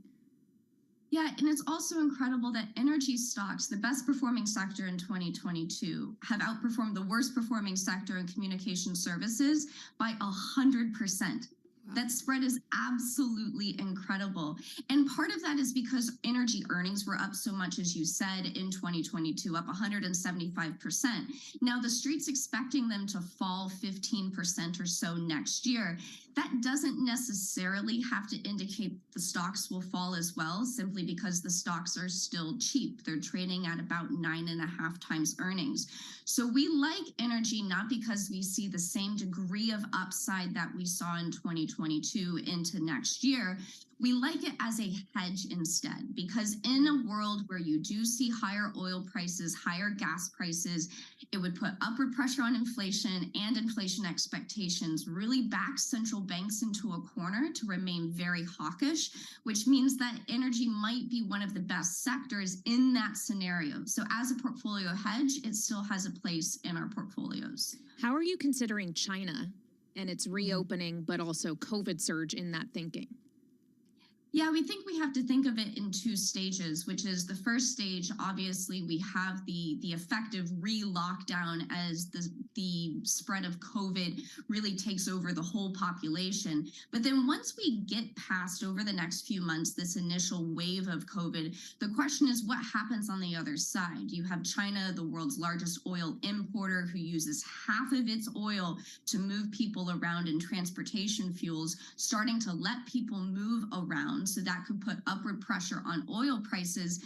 But we also know that China will usually stimulate coming out of some kind of downturn. We saw it back in 2008 out of the GFC, but also back in 15 and 16. So if we see China really start to stimulate again, and it really depends on the flavor of that stimulus, if it looks more like infrastructure and the kind of old economy things they used to do, that could put upward pressure on commodity prices and thus kind of reintroduce the inflation risks into 2023 from a goods and commodity perspective. Cameron Dawson of New Edge, well, thank you so much for being with us. Have a wonderful new year, and I hope it warms up for you. I got to say, as we start hearing about all of the prognostications for 2023, I think about how wrong some people were, Matt, heading into 2022. Oh, yeah. And I felt kind of bad, pinpointing a couple of the biggest bulls on Wall Street, the story on the Bloomberg this morning. Marko Klanovic, we've talked a lot about at JP Morgan, and John Stoltzfus over at Oppenheimer and how they were such big bulls. And I got it so wrong. And I just wonder, what's the call going to be next year that we all get so wrong? Yeah, I mean, I wish I knew, right? If I did, I wouldn't be sitting here. But I think it's fascinating. Still would, because you just love this so much. Come on, carry on. There were some defenses, right? Stoltzfus said, there were so many kind of black swan events like the Russian invasion of Ukraine. And Klanovic says in his defense that he has a cross-asset portfolio that is actually up on the year. So...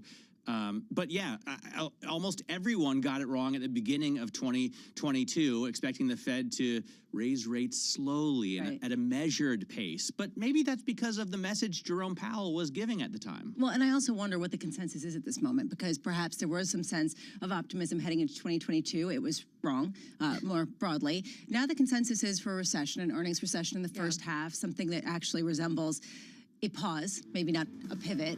Yeah. Could that be wrong?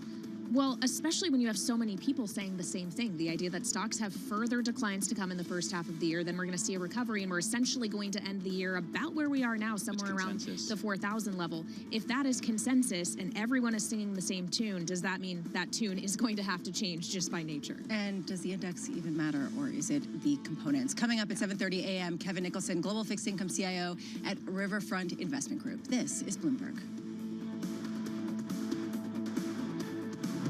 Keeping you up to date with news from around the world with the first word, I'm Lisa Mateo. Russia is ruling out peace talks with Ukraine and says it won't give up despite setbacks on the battlefield. Foreign Minister Sergei Lavrov also told a state-run news service the Kremlin will not discuss Ukraine's demands that it withdrew from occupied lands and pay reparations. And the war's now in its 11th month. Southwest Airlines CEO Bob Jordan is telling employees he's accountable for the carrier's dramatic flight cancellations across the U.S. Today, Southwest is once again expected to cancel roughly 2/3 of its flights, stranding thousands of passengers. Jordan told employees he owns the airline's problems and its recovery. There are multiple reports that federal prosecutors have started looking into Republican Congressman-elect George Santos, who has admitted lying about his background. According to the New York Times and ABC News, the probe is focused in part on his financial dealings. Santos has insisted that in interviews that he is not a criminal. In South Korea, semiconductor production fell last month by the most since the financial crisis. And that points to a further cooling of overseas demand for tech components. Chip production plunged 15% from a year earlier. And ExxonMobil is suing the European Union over a windfall profits tax on oil companies. Exxon argues that the EU does not have legal authority to impose the tax. It's designed to raise billions to bring down consumer energy costs. Exxon recently told investors that windfall taxes could cost the company at least $2 billion through the end of next year. Global news 24 hours a day on air and on Bloomberg Quick Take, powered by more than 2,700 journalists and analysts in more than 120 countries. I'm Lisa Mateo. This is Bloomberg.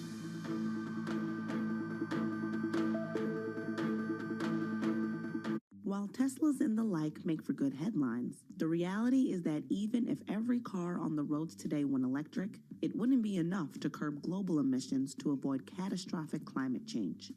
Greenhouse gas emissions from transportation account for about 29% of total U.S. greenhouse gas emissions. So what about the other 71%? Buildings across America burn fossil fuels to operate. What we want to do is make that all electric. Instead of burning oil and gas to give us the energy and electricity we need, we want to do 100% clean energy, all electric. We want to turn buildings into Teslas. Just like a Tesla or an electric vehicle is all electric with no fossil fuels, we want to do that with our buildings. And if we can do it in one building, we can do it in all buildings. And if we do it in all buildings, we'll reduce 30% of U.S. greenhouse gas emissions.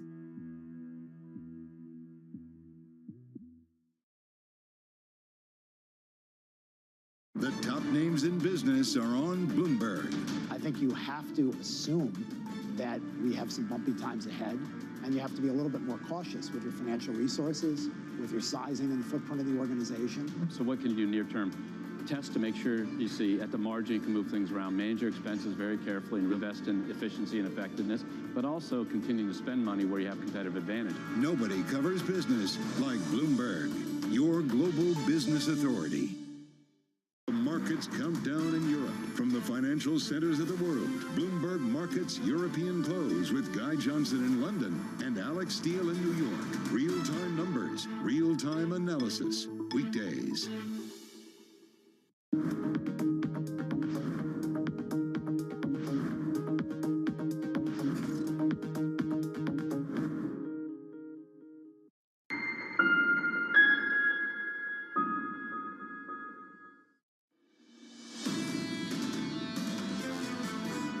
I think we're already beyond talking about recession and everyone's talking about recovery before recession has actually happened. Yes, it's about inflation, but for me, it's all about the labor market because the labor market remains so strong. We're 3.7 in unemployment, so I do think the Fed needs to force the labor market to roll over. Catherine Bruley, Vera Bultic, head of research and strategy, talking about the labor market, one of the big conundrums heading into 2023. I cannot tell what the answer is going to be, Matt, because I've been looking at all of this, and especially with the idea of all of the retirees who left the workforce and that it's a shrunken workforce. How do we then get to a place where you have enough people to staff up all of those service jobs, especially as everyone wants to fly around and find themselves lacking? Yeah, I mean, and I also don't understand how people are able to retire. You know, I don't get it. Where are they getting the money? It just doesn't make any sense to me. But people who retired during the pandemic, when stocks were still up and we were still at zero rates, and all they'd known for decades was free money and 10% returns in the S&P 500. I mean, a certain generation was doing fine. It is now that all those retirement funds have gone down substantially. Well, is the suggestion that they're going to come back to the labor market, right? I mean, is that some of the question that you have sort of implicit in that they retired when the going was good and they're going to unretire when it gets less good? I would imagine that's the case as we see equity markets contract and so many people, you were just talking about so many people getting it wrong. So many, equity hedge funds, there's a story on the terminal today, have lost 40%, 50%, 2 years in a row. So a lot of those windfalls that people had as the government injected trillions of dollars in stimulus and as the Fed was so accommodative are now gone. They need to come back into the workforce at the same time as China reopens and deglobalization drives up prices, and we pass a $1.7 trillion omnibus. So I can't imagine that we get really a big drop in inflation, but what do I know? Thank you so much, Matt Miller, who is our labor market economist for the day. Whenever he does have a beard, he is a labor market economist. It's an alter ego. Yeah, exactly. Talking about what we're seeing in terms of the winners, maybe not just the losers of the hedge fund world. If you bet against Tesla, you have potentially a $17 billion windfall, that is collectively, and that is shorting the company after a huge drop in the shares. The shares are up today, as Morgan Stanley and others are saying, perhaps we've seen the bottom. Joining us now, Bloomberg's Ed Ludlow in London. Ed, how much are people doubling down versus closing out the big short that was incredibly successful this year? It's interesting. I was sitting at the desk here in London with Dan Curtis, our terminal editor, right? And actually, I apologize because I should have sent you guys the chart. But the data on the Bloomberg, right, short interest as a percentage of the float, it's actually pretty low. So I find this story on the Bloomberg pretty interesting. I think that it's low now, or it was low last week? Low now. Okay. Well, quite. This is historical data, right? And this is the problem that you can go to S3 and other third parties to find the latest. Matt, you and I have been talking about, how oversold this stock is as well. There's a lot at play. Clearly the driver of the stock in the pre-market session today is the Adam Jonas Morgan Stanley call, but also Musk, his email to Tesla staff overnight where he basically says, ignore the market craziness, ignore that we're on track for our worst month on record, our worst quarter on record, our worst year on record. There you go, 68% year to date. Long term, he still believes this is going to be the world's most valuable company. We should also point out that the stock has still, if you back up and take a 5-year view, quintupled, even with this drop. So investors, as long as they didn't buy in November of last year, right, they're still doing okay to some extent. Longer-term investors, certainly. Is Elon Musk going to get back to business running Tesla? Is he going to put Twitter aside? Is he going to, I guess he's not going to stop his political tweets. I don't know how much that matters, right. But start to focus on this. Is that what the letter to employees tells us? That's that beautiful 5-year chart, by the way. I like that. Good job. It was interesting. Twitter had outages right overnight. I'm in London right now, where it's kind of midday, but from Tokyo to San Francisco, there were issues. Thousands of users going to Down Detector to report issues. Then Elon Musk tweets that they've upgraded the servers essentially on the back end. The back end server being, where the data you do not see is handled, the non-user facing data. So he's talked about his focus anyway. Even if he does step down as being CEO at Twitter, he still wants to be directly involved in the changes he thinks need to be made, including server operations and engineering. So I thought it was interesting that actually once those issues were resolved, he still was the one to communicate that, right, via a tweet. It's not as if the company put out a statement or a blog saying, don't worry, we fixed it. He was the one that took that responsibility. And we still don't have a good handle on who. Who else? If not Elon, who else? I think we still, that's the top question for me going into January in 2023. Well, my question as well is that Elon Musk paid a lot of money for this. He admits he overpaid $44 billion to buy this company. And since then, he's been very public and open about the poor financial health of Twitter, which basically means someone who was the richest person in the world, who runs multiple companies, made a very poor business decision. And even if he steps back from the helm, if Twitter can't perform financially, Elon Musk has talked about the risk of bankruptcy. Just what does that do to, especially on the part of the board, the desire to have him run other companies? Well, I find that really interesting as well, because remember about 10 days ago, he took to Twitter Spaces and actually explained some of the current financials, saying that had he not taken such severe action in terms of the layoffs and headcount reduction, Twitter was on course for negative free cash flow of about $3 billion next year, in part because revenues are depressed because advertisers have pulled away. And it's a difficult one because if you're an investor, I think, there's a lack of stability, right? You see investors voting with their feet in Tesla shares, and whether that's as a proxy for their approval or not of his handling of Twitter, we don't know. But actually, he's communicated now that he thinks Twitter will be okay. It's just typical, unusual Elon Musk, right? This is not what an executive officer of a company or a fiduciary to the investors. This isn't typically how they communicate, and I just don't see that changing, right? Yeah. Regardless of whether he steps down from CEO or chief twit or whatever it is. Ed, before we let you go, Sure. I have to say, my kids play this horrible game that I absolutely hate, that when we're driving around and whenever we see a Tesla, they punch each other. And it's really annoying. I know, it's really irritating because they're punching the heck out of each other in the back seat, and it creates a lot of issues. We're seeing fewer Teslas, and maybe that's just anecdotal. Maybe it's just that we're not driving as much. I don't know. Yeah. But how much is the issue Elon Musk and his radical style, and how much is it just the incredible amount of demand and the incredible amount of competition, I should say, from other auto manufacturers with respect to electric vehicles? So let's go back to Morgan Stanley and Adam Jonas, right? They cut their price target from 330 to 250, but maintain overweight because they think that there is this big moment coming where we have an inversion. Supply will outpace demand in 2023 when it comes to electric vehicles. Part of that is, yes, there are many more models available now. In consumers in key markets like China and the US, they are feeling the pinch of inflation. That's why you see Tesla in particular using levers like incentives and price cuts. But what they actually are saying at Morgan Stanley, even despite that price target cut, is they think that Tesla's best position because it's the only player doing it at scale, where even if they do cut prices, yes, it lowers the average transaction price, yes, it might lower revenues, but their volumes are still strong and they still have the ability to pump out vehicles. Now, the question you're really asking is about brand damage from Elon Musk's behavior, and that yet we cannot quantify. We'll only know at the end of 2023 when we see whether they sold enough vehicles to maintain their percentage of market share. Ed Ludlow of Bloomberg, thank you so much. Matt Miller, who has now taken off his hat as chief labor market economist and put his hat on for chief auto market commentator. What's your view on Tesla and whether it faces real cannibalization from its market share consolidation? I don't think we've seen it yet.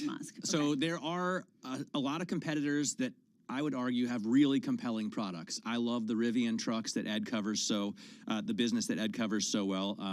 And I love the Ford Lightning. It's fantastic. The Chevy Silverado is still coming out, but they've already got the Hummer. Nobody can afford that anyway. These things are starting to trickle out there, but they're not really there yet. You have seen a lot more Teslas in terms of sales this year than you did last year, and last year than you did the year before that. So that's still climbing, but I do think there's going to be some brand damage from Elon Musk's behavior. Well, and I wonder how much of that adaptation too requires on the infrastructure being put into place. I was in terrible traffic driving up from Virginia to New York earlier this week, thinking about how if I was in an EV, where would I stop to charge it? I would have been pulled over on the side of the road. Burning questions about Tesla. We will follow up on that. Coming up, we'll also be talking about how to position ahead of a tumultuous 2023, not just for Tesla, but broadly. This is Bloomberg.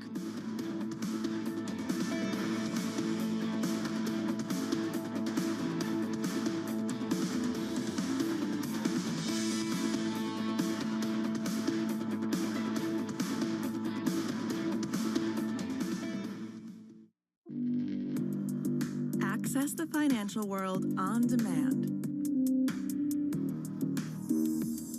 Hear from leading economists, policymakers, and industry experts via live and on-demand webinars, only from Bloomberg. Start exploring to see what's moving the markets. Visit Bloomberg.com/webinars. So now you've been at JP Morgan for about 25 years? Yes. Okay, so, and now you run one of the most important parts of JP Morgan, which is, I say, is the asset and wealth management business. What actually is wealth management, and how is that different than asset management? Great question. The two are often used interchangeably, but they have distinctions. The asset management business is where we manage money on behalf of individuals, institutions, sovereign wealth funds, pension funds.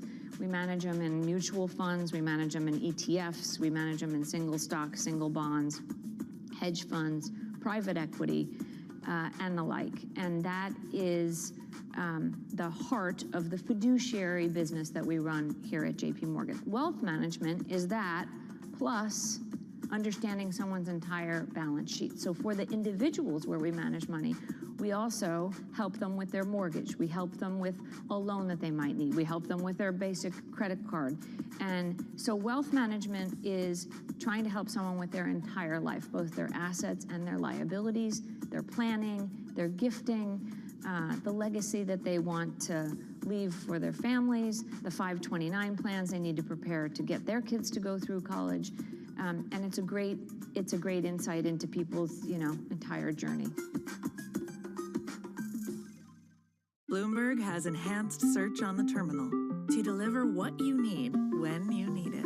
Now, you can simply type phrases in everyday English in the command line. Compare financials.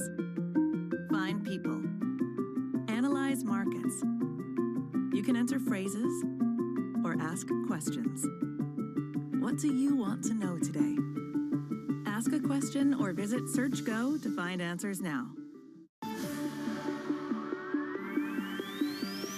When innovation strikes, Bloomberg Technology is there with the news and analysis you need. Every weekday, only on Bloomberg.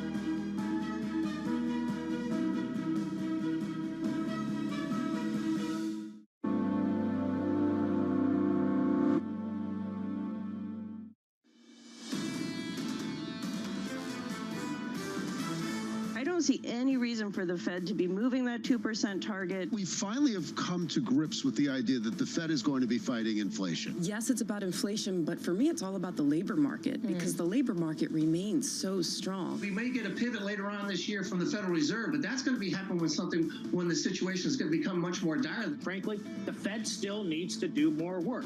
This is Bloomberg Surveillance with Tom Keene, Jonathan Farrow, and Lisa Abramowitz.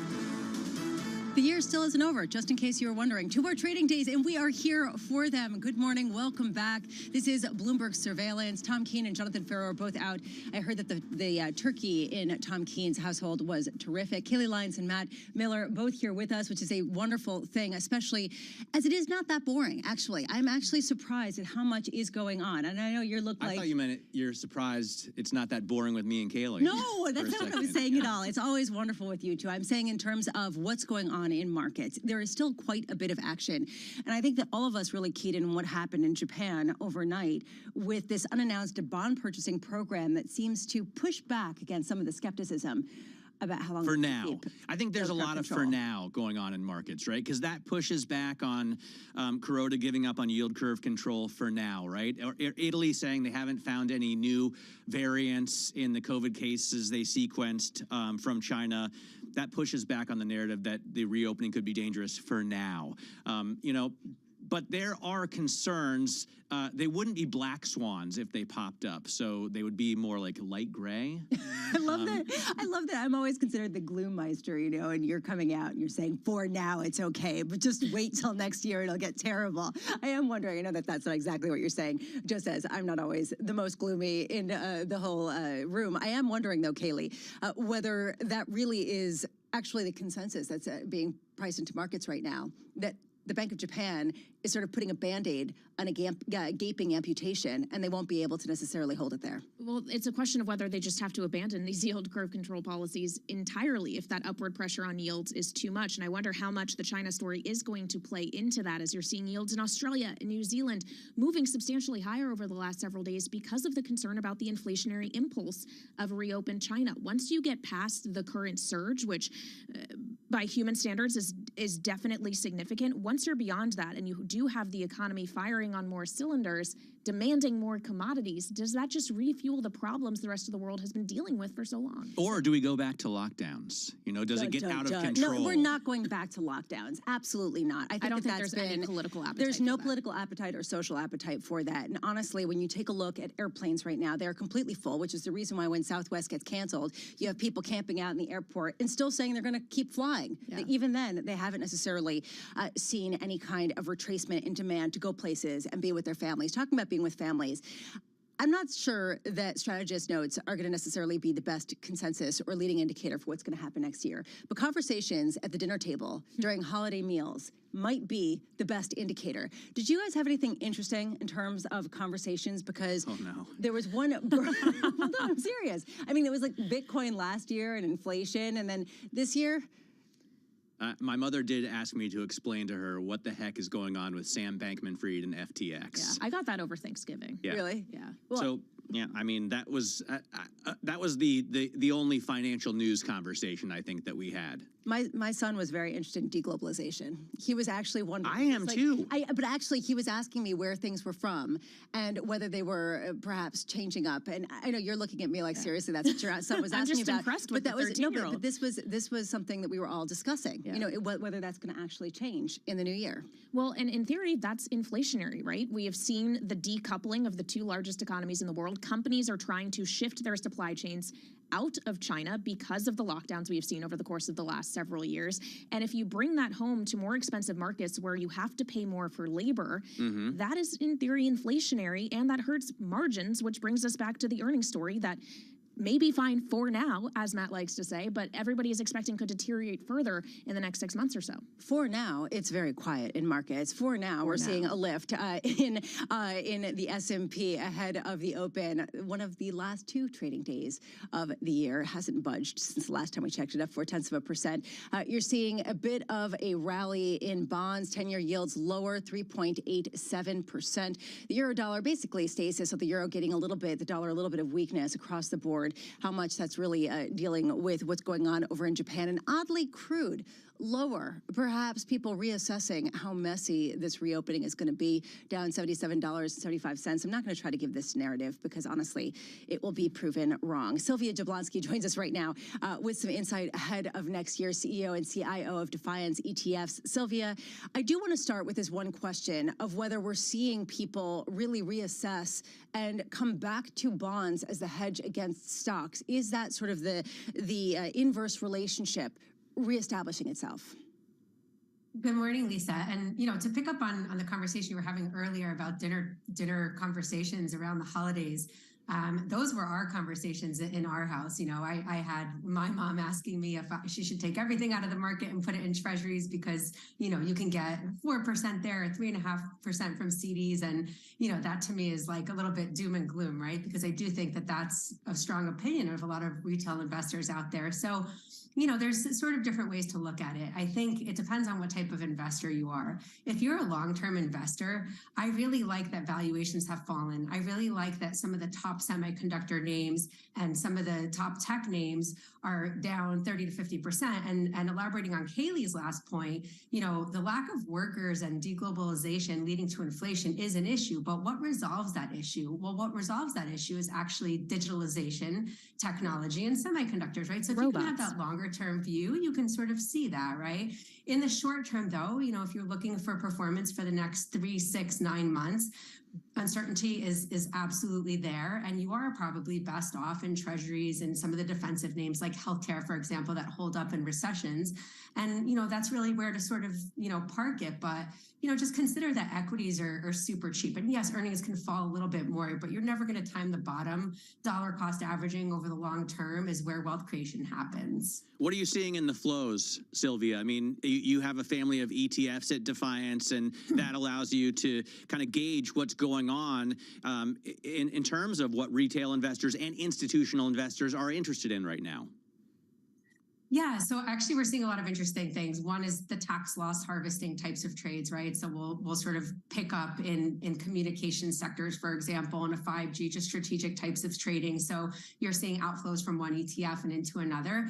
In terms of themes that have been playing out, I would say the questions that we get most are in the space of hydrogen. So, it's this idea that we need alternative energy sources by 2050. There's this mandate to, or there's this hope anyway, to agree to go carbon neutral.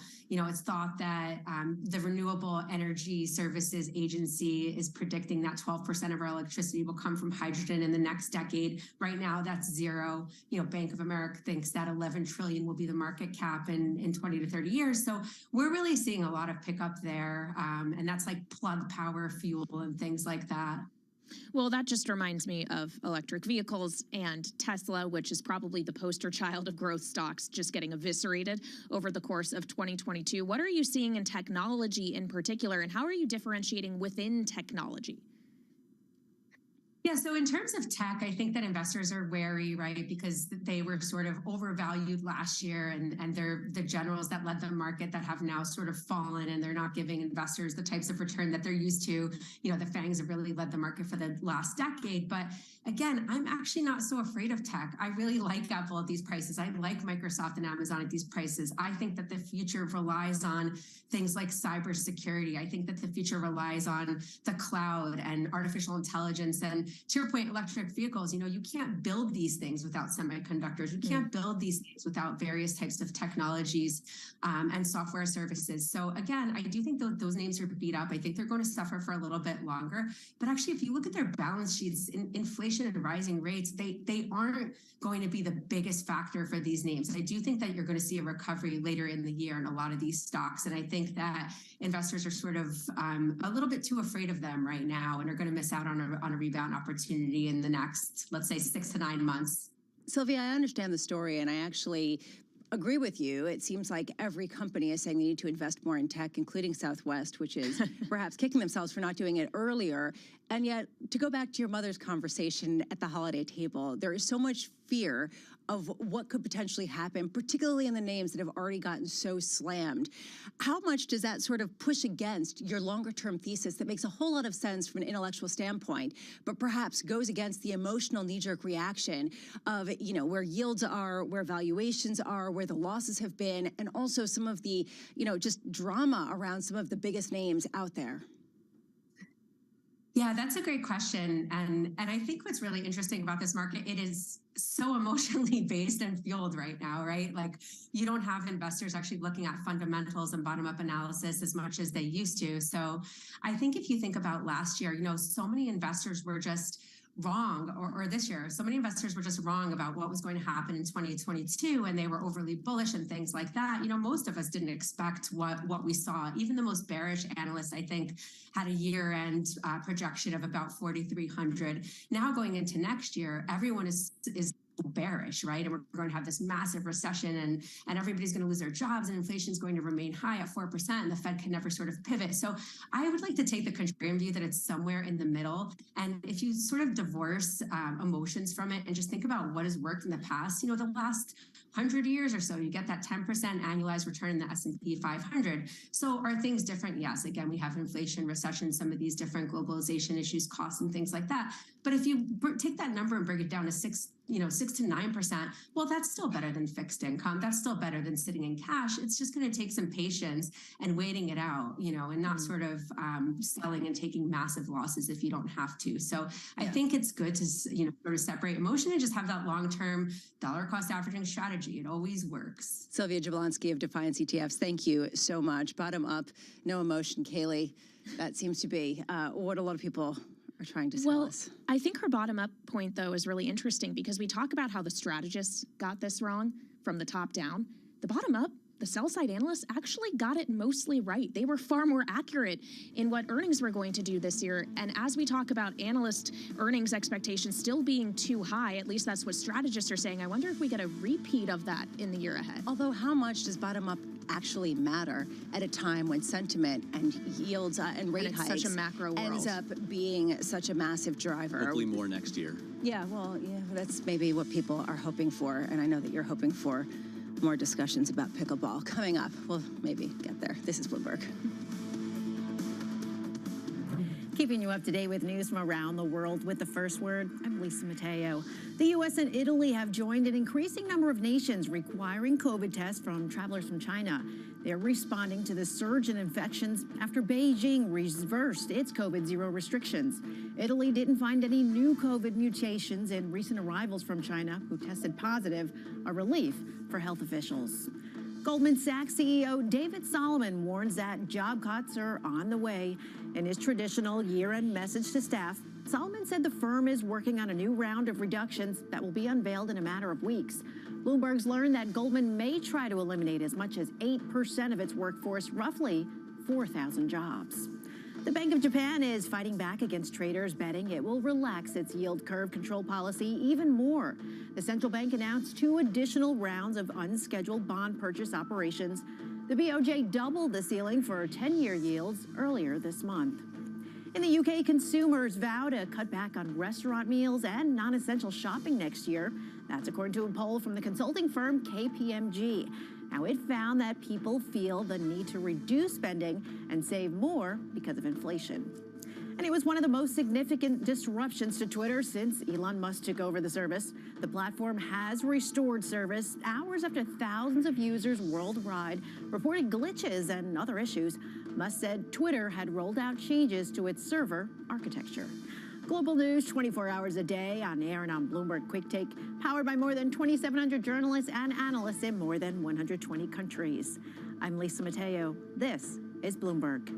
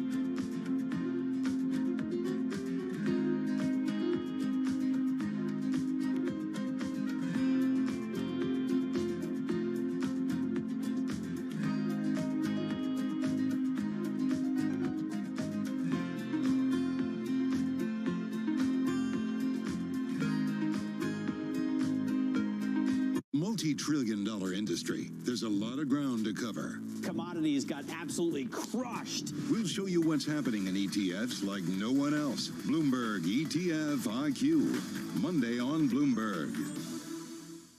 So you've got to explain this one to me. What does it mean when the White House says we're watching markets carefully? It means they have a Bloomberg. I've seen the Bloomberg. They have. I've been in and seen it. Lots of Bloombergs. Lots of Bloomberg. Lots of Bloomberg. Lots of Bloomberg. Lots of Bloomberg. Lots of Bloomberg. I've seen the Bloomberg. I've seen the Bloomberg. I've seen the Bloomberg. I've seen the Bloomberg. What does it mean? What does it mean? What does it mean? What does it mean? What does it mean? It means they have a Bloomberg.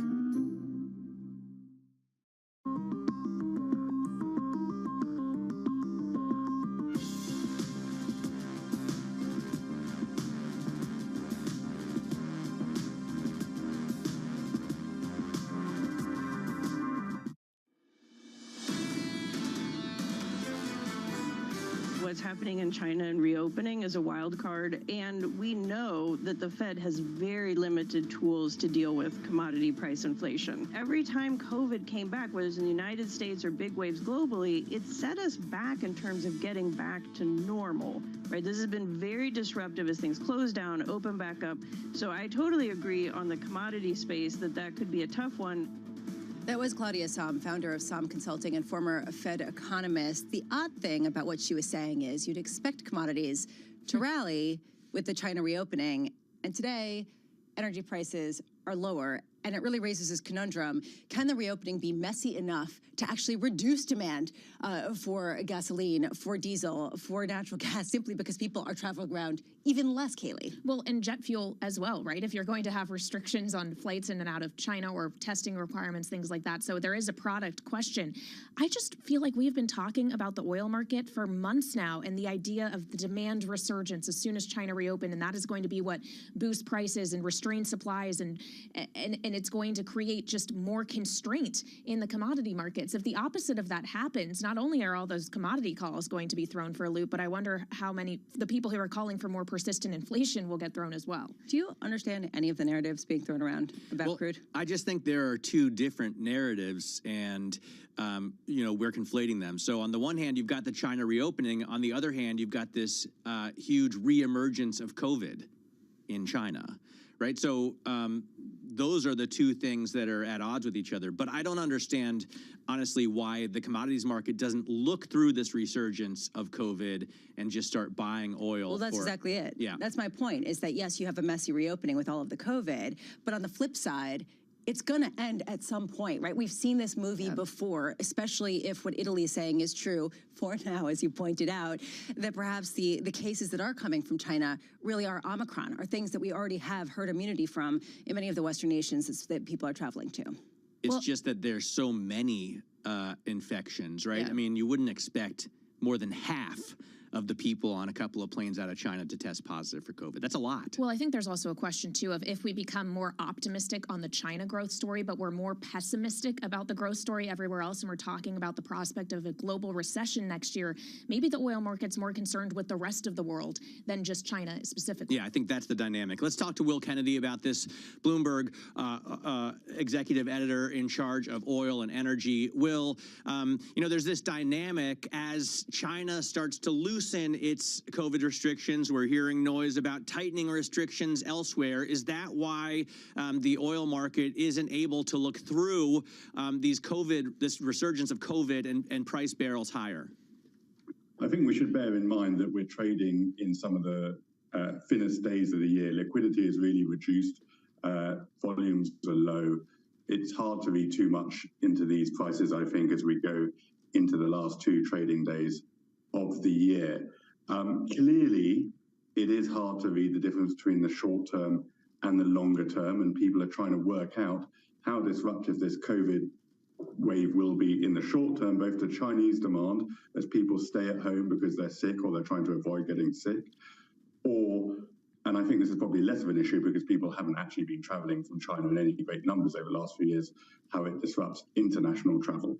But longer term, I think that there are many people in the market who are still very bullish about what this might mean for crude demand. We had Pierre Andurand, who runs a prominent oil hedge fund, and yes, he's often bullish, but notably he said that he thinks the upshot of Chinese reopening could be an increase in global oil demand of 3 to 4 million barrels. That's 3 to 4%. That would be a huge shift in global oil demand and really pressure the supply side and the ability of the global oil system to deliver. So I think the way to think about this is, yes, things are murky in the short term, but if we think that China is going to see this through, if we think that China is going to fully open its economy, there are reasons to be very bullish about the outlook for oil demand. Well, I understand the ideas about being bullish and the arguments, and I'll give you this one. The fact that oil prices, gasoline prices in particular in the U.S. have been so low actually encourages people to travel more and fill up their gas tanks. I mean, how much is really the depletion of the Strategic Petroleum Reserve one of the main drivers behind why prices went down as much as they did, and then the refilling of it, which is expected to begin in the next couple of months, possibly going to push that in the other direction? Clearly, the SPR release was one of the biggest things biggest dynamics in the oil market this year. I think it's fair to say, as you hint, Lisa, that it really, really changed the dynamic for prices. It did succeed in what the administration wanted to do, which was markedly bring down prices, especially into those midterm elections. And yes, if they are serious about refilling those reserves, it puts a floor under prices this year. So the one thing that we can really say changed about the oil market in 2022 is one of the biggest participants in that market became the federal government of the United States. And I think it will remain a key driver as we go into next year. Well, and of course, the United States' reason for doing so, the reason that the Biden administration had to tap the SPR was because Russia got cut off. How does Russia fit and the into midterm elections? Well, that politically, but the reason why there was a shortage in the first place was because all of a sudden Russian crude was not an option. They made it not an option for Western economies in retaliation for the war it waged against Ukraine. So how does that, and the price cap that Europe has put on Russia's refusal to sell to anyone with a price cap in place, which probably is a no-brainer, how is that influencing this conversation? Alongside the China reopening, I do think Russia's stance toward the oil market is one of the biggest things we've got to watch in the early part of next year. So far, Russia hasn't actually acted to constrain supply or be too punitive in its response to the price cap. They've said this week that they will not sell oil to any countries who are enforcing the price cap, but most of those countries have embargoes on buying Russian oil in any case. I think I would make 2 points. One, Russia has given itself the space to make a bigger response, perhaps by cutting production or saying that it can't supply. That would be one thing they could do to tighten the market and aim to get revenue higher by bringing the global price higher, even at slightly lower volumes. The other thing I would say is that Russia is now dependent on very few buyers, principally China, India, Turkey to some extent. Now, those countries will be able to drive a very hard bargain. It will depress the price for Russian oil. Right. And as long as the market isn't super tight, that will feed into the prices that other suppliers to Asia can demand. So the price cap is sort of having an indirect effect on the global market by really continuing to depress the price that people are paying for Russian crude, just because so few people are now able to buy it. Well, I mean, and as I understand it, the price for Urals is actually lower than the cap anyway. And of course, they just sell it to people who are willing to buy it, and then we buy the distillates, right? So after they refine it, it still gets to us. Do we, in a 2 weeks' time or in 2 months' time, see $90, $100 a barrel as China reopens and as, the COVID subsides, hopefully, and more Chinese people are driving and more factories are using the energy?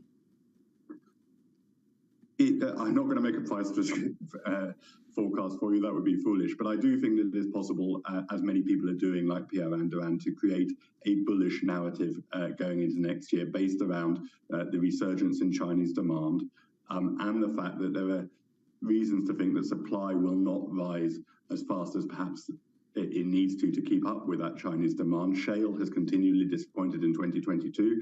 I don't think people will feel that it will accelerate much faster next year. There is a shortage of investment in other fields around the world. There is the uncertainty about Russia's supply. You have an OPEC cartel led by Saudi Arabia that showed itself very willing to manage the market this year, and you set that against the supply, and you can create a bullish narrative. That said, the one thing that we don't know is what happens with the wider global economy, how far Western economies slow down, how fast, whether we get hard landing, soft landing, and of course that will be a huge determinant of the direction of oil prices in 2023. Will Kennedy, thank you so much for being with us. I will say, gasoline prices have started to rise again, and some people might argue, Matt, you talked about the politics of the SPR release. Definitely that's something we talked a lot about. On the flip side, the U.S. is kind of going to make bank if they buy it back low after selling high. Just going to say. Yeah, no, that's true for sure, and hopefully we can make lemonade out of these lemons, right? From New York with some lemonade. This is Bloomberg.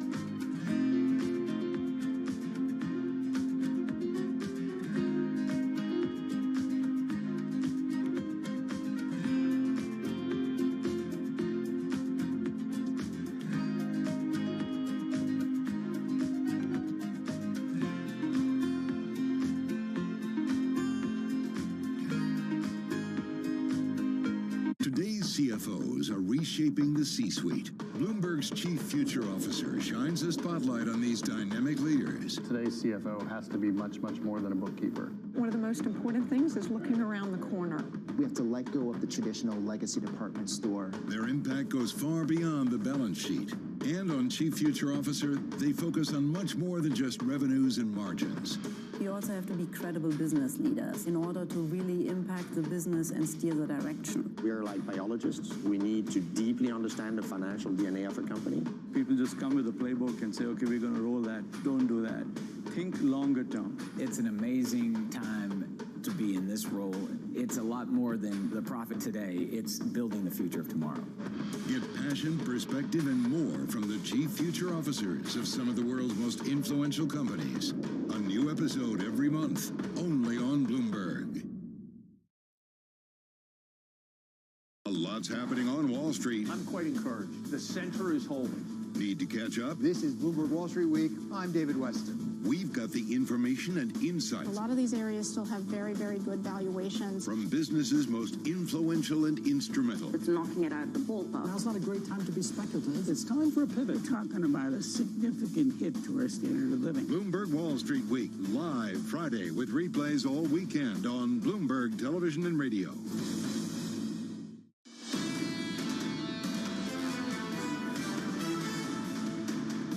This is Bloomberg Surveillance on television, on radio. Kaylee Lyons and Matt Miller here. Of course, Tom Keene and John Farrow are still hunting down a good football game to indoctrinate Tom Keene with. There's actually quite a bit going on under the surface. Perhaps it's not represented in the price action as much, but Bloomberg's Kritik Gupta has it all and has some really great charts to really highlighting some of the driving trends heading into year end. Well, Lisa, you know me, I love my charts, but don't worry for a radio audience. Stick with me, I will explain them to you. Let's start with the surface level stuff, essentially what's going on in futures trading, because across the Atlantic, the Stock 600 not doing a ton, but here, stateside, you are seeing a little bit more action. Outperformance specifically in NASDAQ 100 futures to the tune of about 0.6%, outperforming the S&P 500 futures to the tune of about 0.4%. So you are seeing a little bit of a bid, and a lot of that is actually coming from a little bit of optimism in Tesla. This comes after Adam Jonas over at Morgan Stanley reiterated his overweight weighting. He did cut the price target, but to see that rebound in Tesla, maybe people getting a little bit more bullish into the tech space, which brings me to another stock that we love to look at, which of course is Apple, and the biggest member of the S&P 500, arguably one of the fastest growing companies, not just in the benchmark, but across the world. I really like to look at this, and for our radio audience, once again, stick with me. We're looking at a chart of Apple shares and the S&P 500, which basically look like a mirror image. It looks like one line moving together. So one of the big questions in 2023 is that if you are bullish on the stock market, to what extent do you have to be bullish on Apple shares specifically, given their China exposure, given the supply chain issues, and of course, given the slowdown in consumer demand? That's going to be a story we are going to see. Does it diverge from the broader index or not? What leads, what lags? The other story that we're going to be looking at is the other side of the spectrum, the cyclicality of it, which brings me to oil versus oil stocks. And that's really where you see a major divergence that you've been seeing, I would argue, since the summer. The idea here that as people kind of piled into the commodity trade, they said, look, inflation is higher off the back of the war in Ukraine. Well, it makes sense to hop into the commodity trade, even if you really primarily trade that product.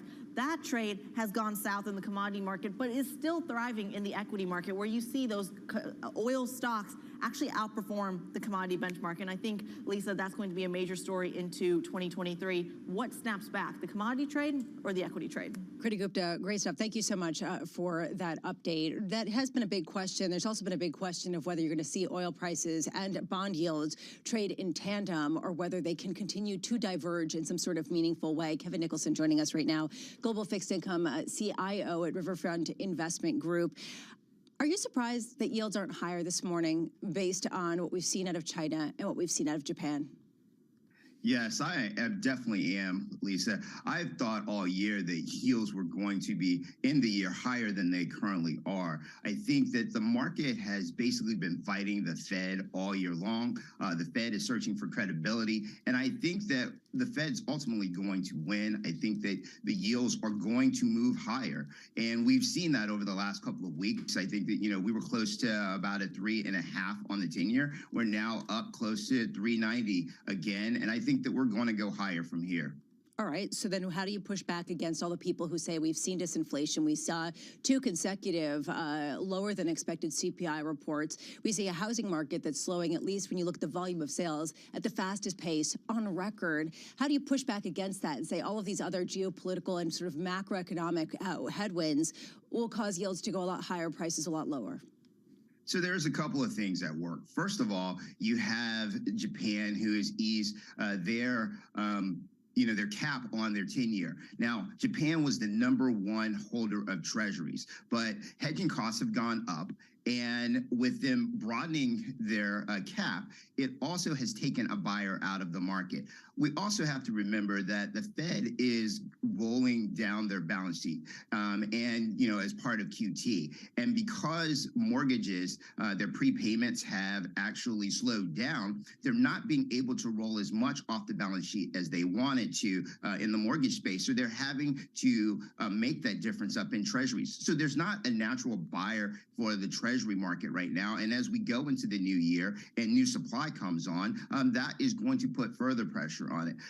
Also, we have the consumer. The consumer is actually in a fairly decent place right now, even though we saw, personal spending slow in November. But you have to think about what's going on with wages. Wages are rising at 6.4% year over year, according to the Atlanta wage tracker. So the consumer is going to be important to watch here because they can create more demand as they have more disposable income. Yeah, and of course, as we've heard time and again, and as we talk about energy and the potential inflationary impulse from China, the Fed can't do anything about supply-side problems. All it can do is affect demand, and if it isn't having success in reining that in, it's going to have a hard time defeating inflation as well. If we could zero back in on Japan, though, which has a completely different inflationary problem they've been grappling with for so long, if we actually do see a full abandonment of the yield curve control policy as the market seems to be pushing Kuroda and co. to do, what would that ramification be across global bond markets? I think that you will see yields across all global bond markets go up. I mean, we saw that reaction last week when Japan decided to loosen the cap. You saw yields start to move up because that, everyone had been using Japan as kind of the risk-off play, and they were using Japan as a bit of supply, a demand for other for other bond markets because their yields were so low there, and they had been practicing, they had negative yields. And now that that's going away, I think that, the buying of, Japan buying outside of this country as far as other bond markets is going to decline. So that's going to force yields to go up, I think, just globally. Well, it's a really good point about negative yields because we have seen that what once was a massive pile of negative yielding debt, something, $18 trillion worth, now reduced to less than $1 trillion, I believe. So when we first saw this curve control move from Japan, the slight tweak to it, it was a conversation about this might be the real end of zero and negative rates, that this is actually the death knell, potentially. Are we ever going to go back to that world? It's one thing to exit it for a period of time, but will we ever actually return to the zero bound or below? I think that most central banks are probably going to throw away that playbook because they see the excesses that it has caused in financial markets. There's been a ton of financial engineering over the last decade. You point out, Kaylee, that we were at $18 trillion worth of negative yielding debt globally. At the height last year, we're down now to, I believe it's like 245 billion. So we've come a long ways. And I think that, Japan especially will not go back to that because they're finally, after all of this time, getting some inflation in their economy because they've, been in deflationary area for the last 25 years or so. So I think that that's going to be one of those things that's thrown out of the playbook. As you know, here in the U.S., the Fed never wanted to use negative interest rates as a policy tool, and they just stopped at zero. And I think the rest of the world has learned from that. Is that, you seem to have, Kevin, real conviction or faith, I guess, in the Fed's credibility in 2023. What kind of recession are you expecting? You know, we're expecting a mild recession. We don't think that you're going to get a soft landing. We think you're going to get something between a soft landing and a hard landing, but we don't think that it's going to last long. And the reason for that is because look at where we are from an employment standpoint. The labor market is extremely strong in the U.S. And so I think that it's not going to be until the second half of the year that things start to slow down. We're now roughly, 12 months into the Fed rate hiking cycle. And so we think that around June is when you'll start seeing things slow down. And, but I do feel that the Fed is adamant that they have to fight inflation. They don't want a replay of the 70s and early 80s. And, one of our golden rules is not to fight the Fed. And right now, the markets are doing just that. And I think it's a mistake.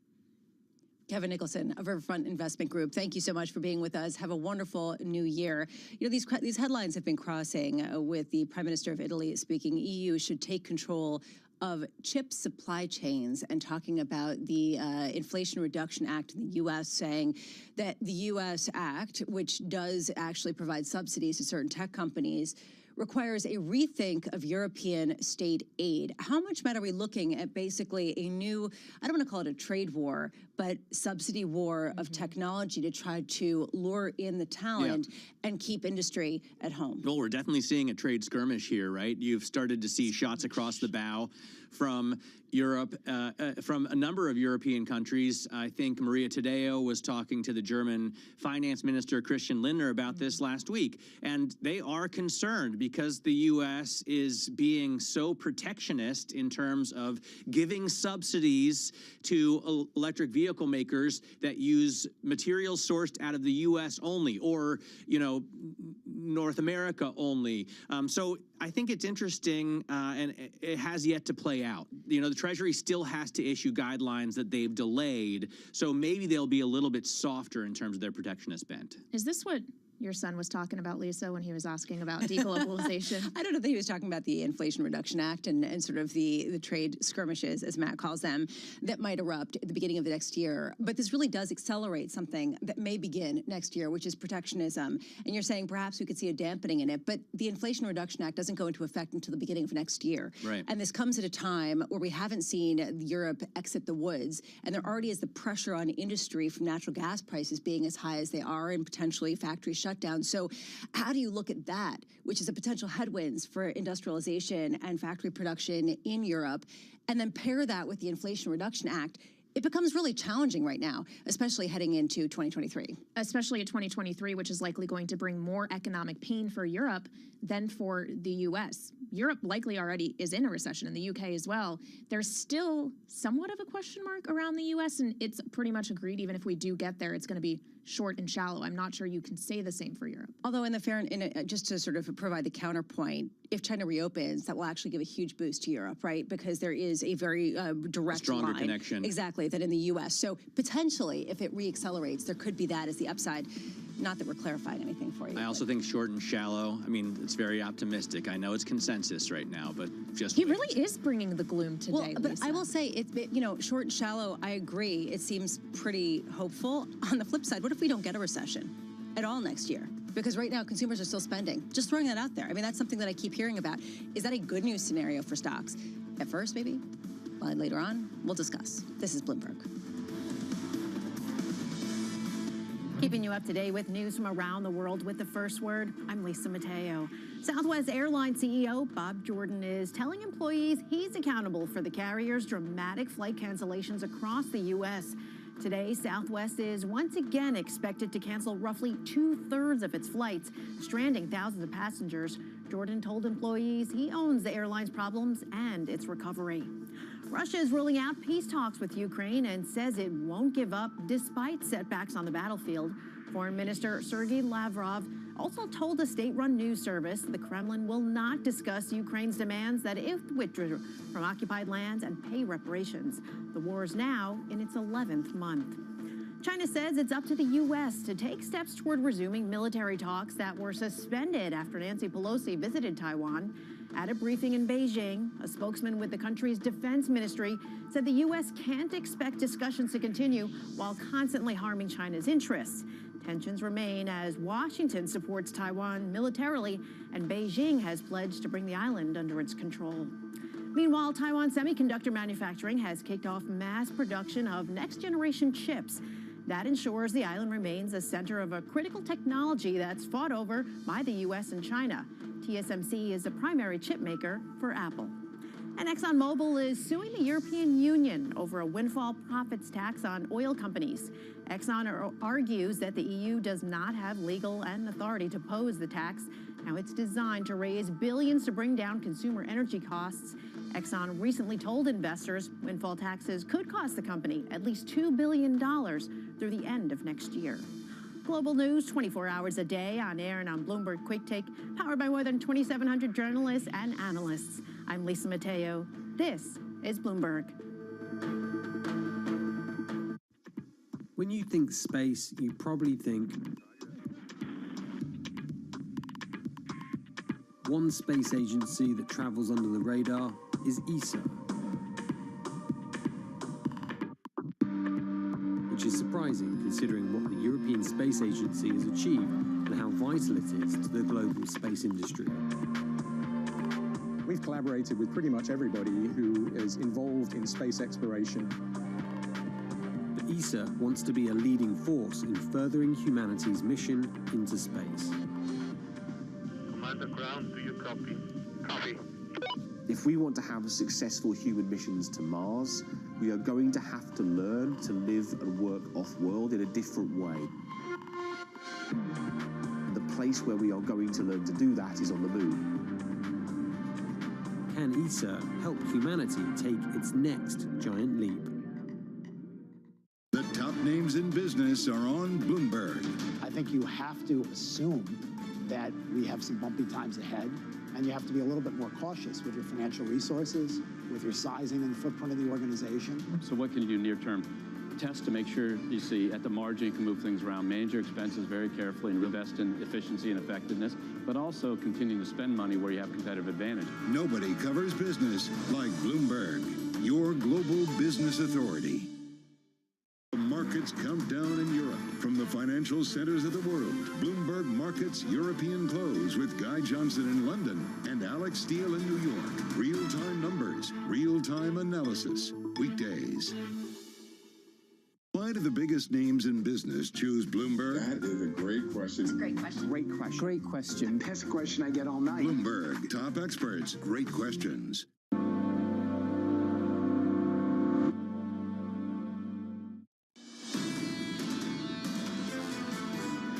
Historically, Southwest underinvested in IT, in technology, and this has come back in the past to hurt them. I think people have a right to be really angry and annoyed because, to your point, this is 2022, almost 2023. They should have invested years ago in these systems, and they just didn't. I think a lot of people would be agreeing with Helene Becker, Cowen senior research analyst, especially if they were stranded in an airport. I was in an airport in Denver, one of the Southwest hubs, over the past couple of days, and I can tell you, the anger level was high. Welcome back. This is Bloomberg Surveillance. Kaylee Lyons, Matt Miller, John Farrow, and Tom Keene are off today. And I have to say, Matt, this has been one of the most bizarre stories to watch unfold because everybody warned about it. They knew there was going to be a problem. It already has been a problem before. And they need this to keep going and to make profits. They need to have a good holiday season when everyone's going back to their families. Right. Or do they? Because they seem to be willing to spend less than they need to. They, as you said, this already happened last year in October. They already admitted at that point that they hadn't invested enough in IT, and they didn't invest any more in IT a year later. So, yeah, I mean, it is, I think, the biggest travel headache headlines that we've seen since the guy on the United flight got clocked. Remember when that guy was knocked out? No, this is way worse than that. Come on. Of course it's worse, but I don't know. You know, we need some kind of uniform Well, this is what Congress is saying, not me. I was about to say, what is this? We need some kind of uniform policy in the U.S., the likes of which the EU has already developed, where airlines compensate passengers for missed flights. And I think that's what the focus is going to be for Washington, D.C. Well, Pete Buttigieg certainly has come out and talked about that. And there is a question, especially if people ended up buying their own tickets on other airlines because they didn't have a partnership. Southwest doesn't have partnerships with other airlines, whether they get compensated for those flights. And one person was quoted in a story saying, look, I'm not expected to getting compensated, but at least maybe some free drink vouchers. So perhaps that's where the bar is right now. Yeah, I think so.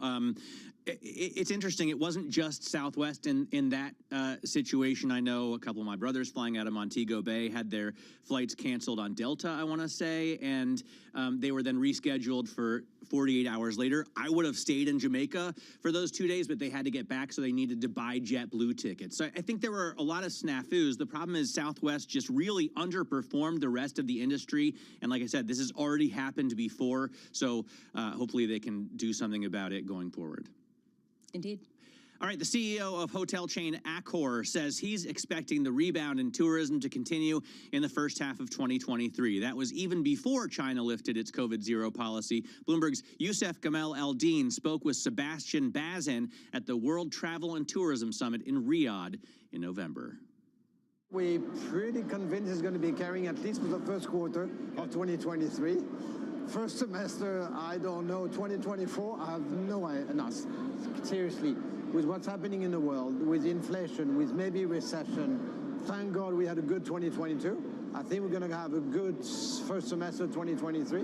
And then the odds are, I don't know. But I'm a true optimist. So it was better recovery than we expected, stronger demand. And so it should be carrying on as long as people have the wherewithal to travel and money to spend on leisure. You've made some big bets on China, as have many others in the industry. You've seen the images over the weekend coming through in terms of the protests, zero COVID policies. Yeah. How does that weigh on your outlook for the new year?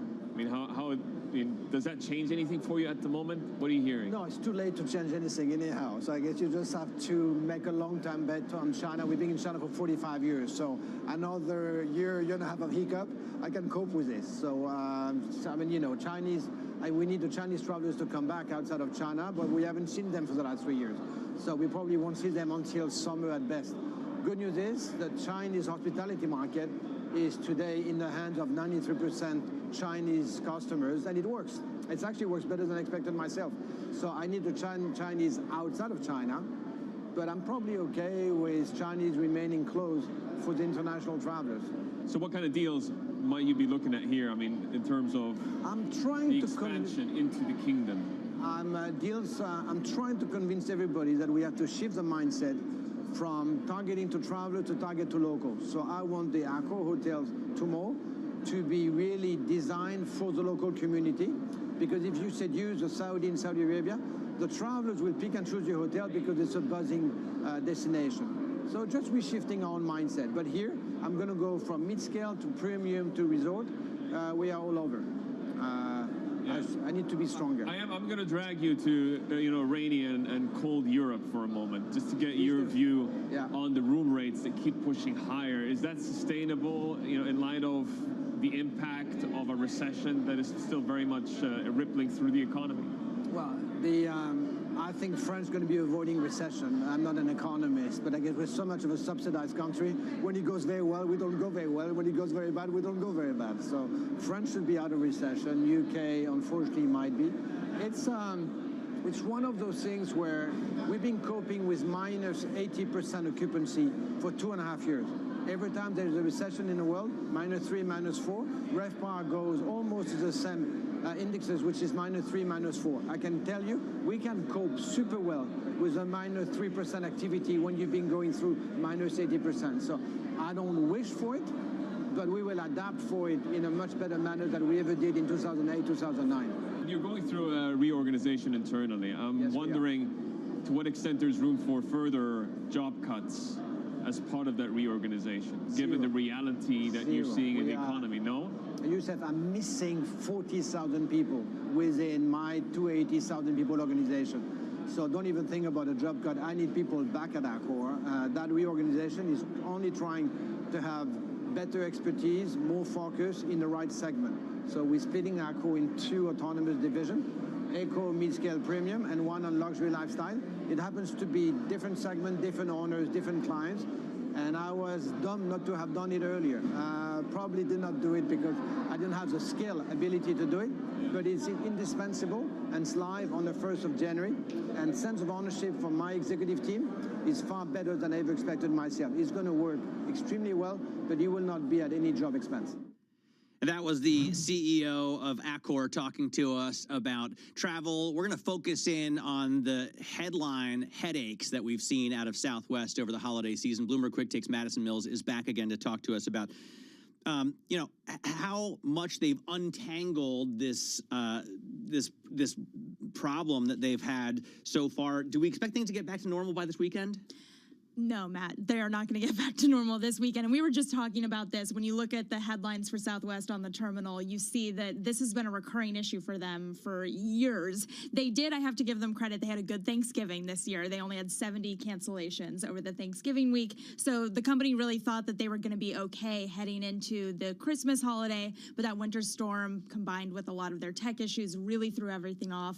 And as we talked about yesterday, we have this atmospheric river coming into the West Coast. So there's going to be another bad weather event hitting There's an Southwest. atmospheric river coming, Lisa. Actually, you want gloom and doom, the atmospheric river is going to get you. No, in all seriousness, I mean, this is basically warm weather and lots of rains, particularly in the West Coast. There is an issue, though.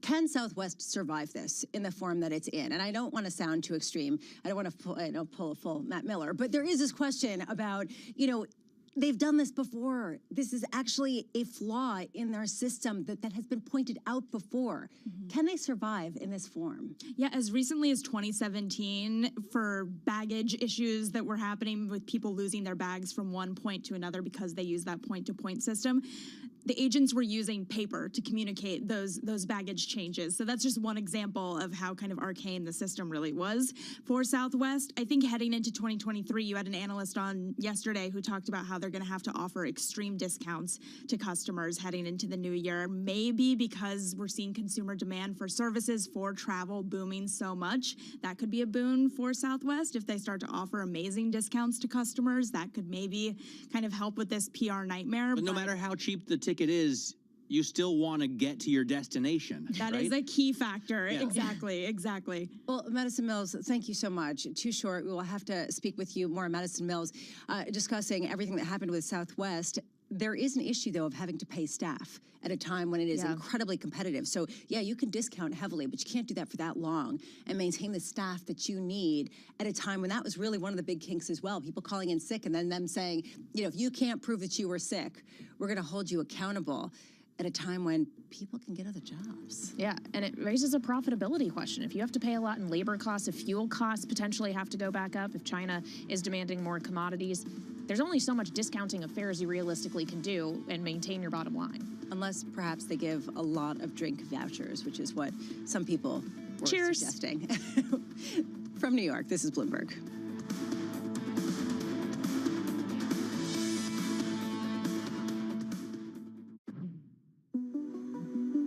DHL is sending a consistent message with its investments. The company spent 123 million euros to upgrade its logistics centre at the Cologne Bonn airport, designing it around key strategic goals. What I love about this building is it actually shows the big mega trends which formed our strategy 2025, which was inaugurated in 2019 when this building opened. So globalization, connecting the world. E-commerce, we have a lot of sortation facilities here for smaller e-commerce shipments. Sustainability, it's a very sustainable building with solar panels on the roof and everything. And digitalization, and well, you can obviously see that it is quite automated. How did the team pitch this investment to you initially, and how hard was it as a sell for them? How quickly did you turn around and say, yes, this is worth 123 million euros? Of course, you always have to make sure that you have the right capacity for the growth in the network. And at that time, they came and said, hey, we will really see a strong growth in e-commerce volumes on top of the regular B2B growth. We need more sorting capacity. We need this building. And of course, course, there are always debates. Does it really have to cost 123 million euros and so on? But fortunately, they convinced us, because then with COVID and the volume surge, we urgently needed the capacity.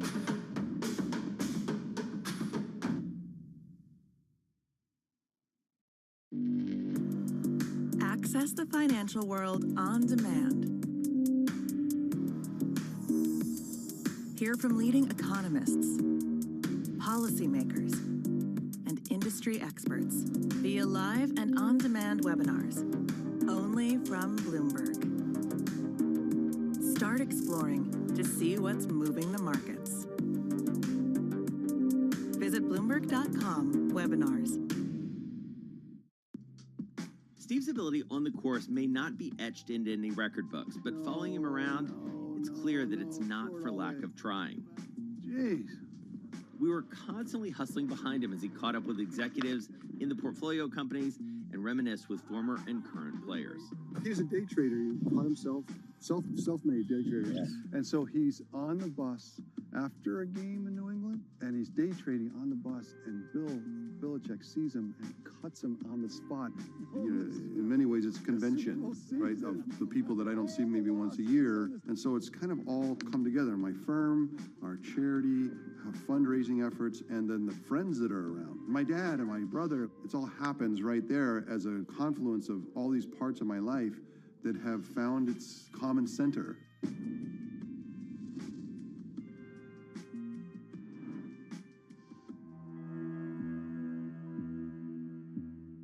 Bloomberg has enhanced search on the terminal to deliver what you need when you need it.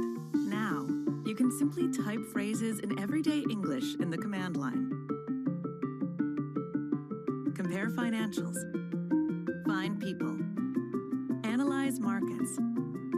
You can enter phrases or ask questions. What do you want to know today? Ask a question or visit SearchGo to find answers now.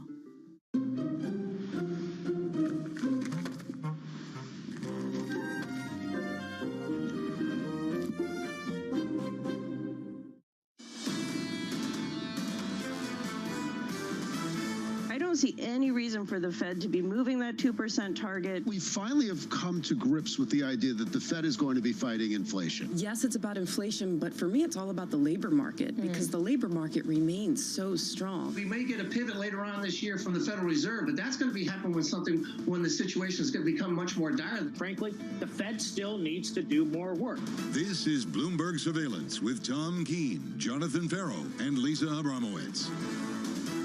Is it over yet? It is not over yet. There are 2 more trading days. We are here for them. We are excited for them. And there are still people out there trading, but not that many. Tom Keene and Jonathan Farrow are not among them. They are out there searching for the holy football grail. We have, of course, a very lucky roster here with Matt Miller and Kaylee Lyons in the seat as we parse through limping to an end. And Kaylee, that's what it feels like after an exhausting 2022.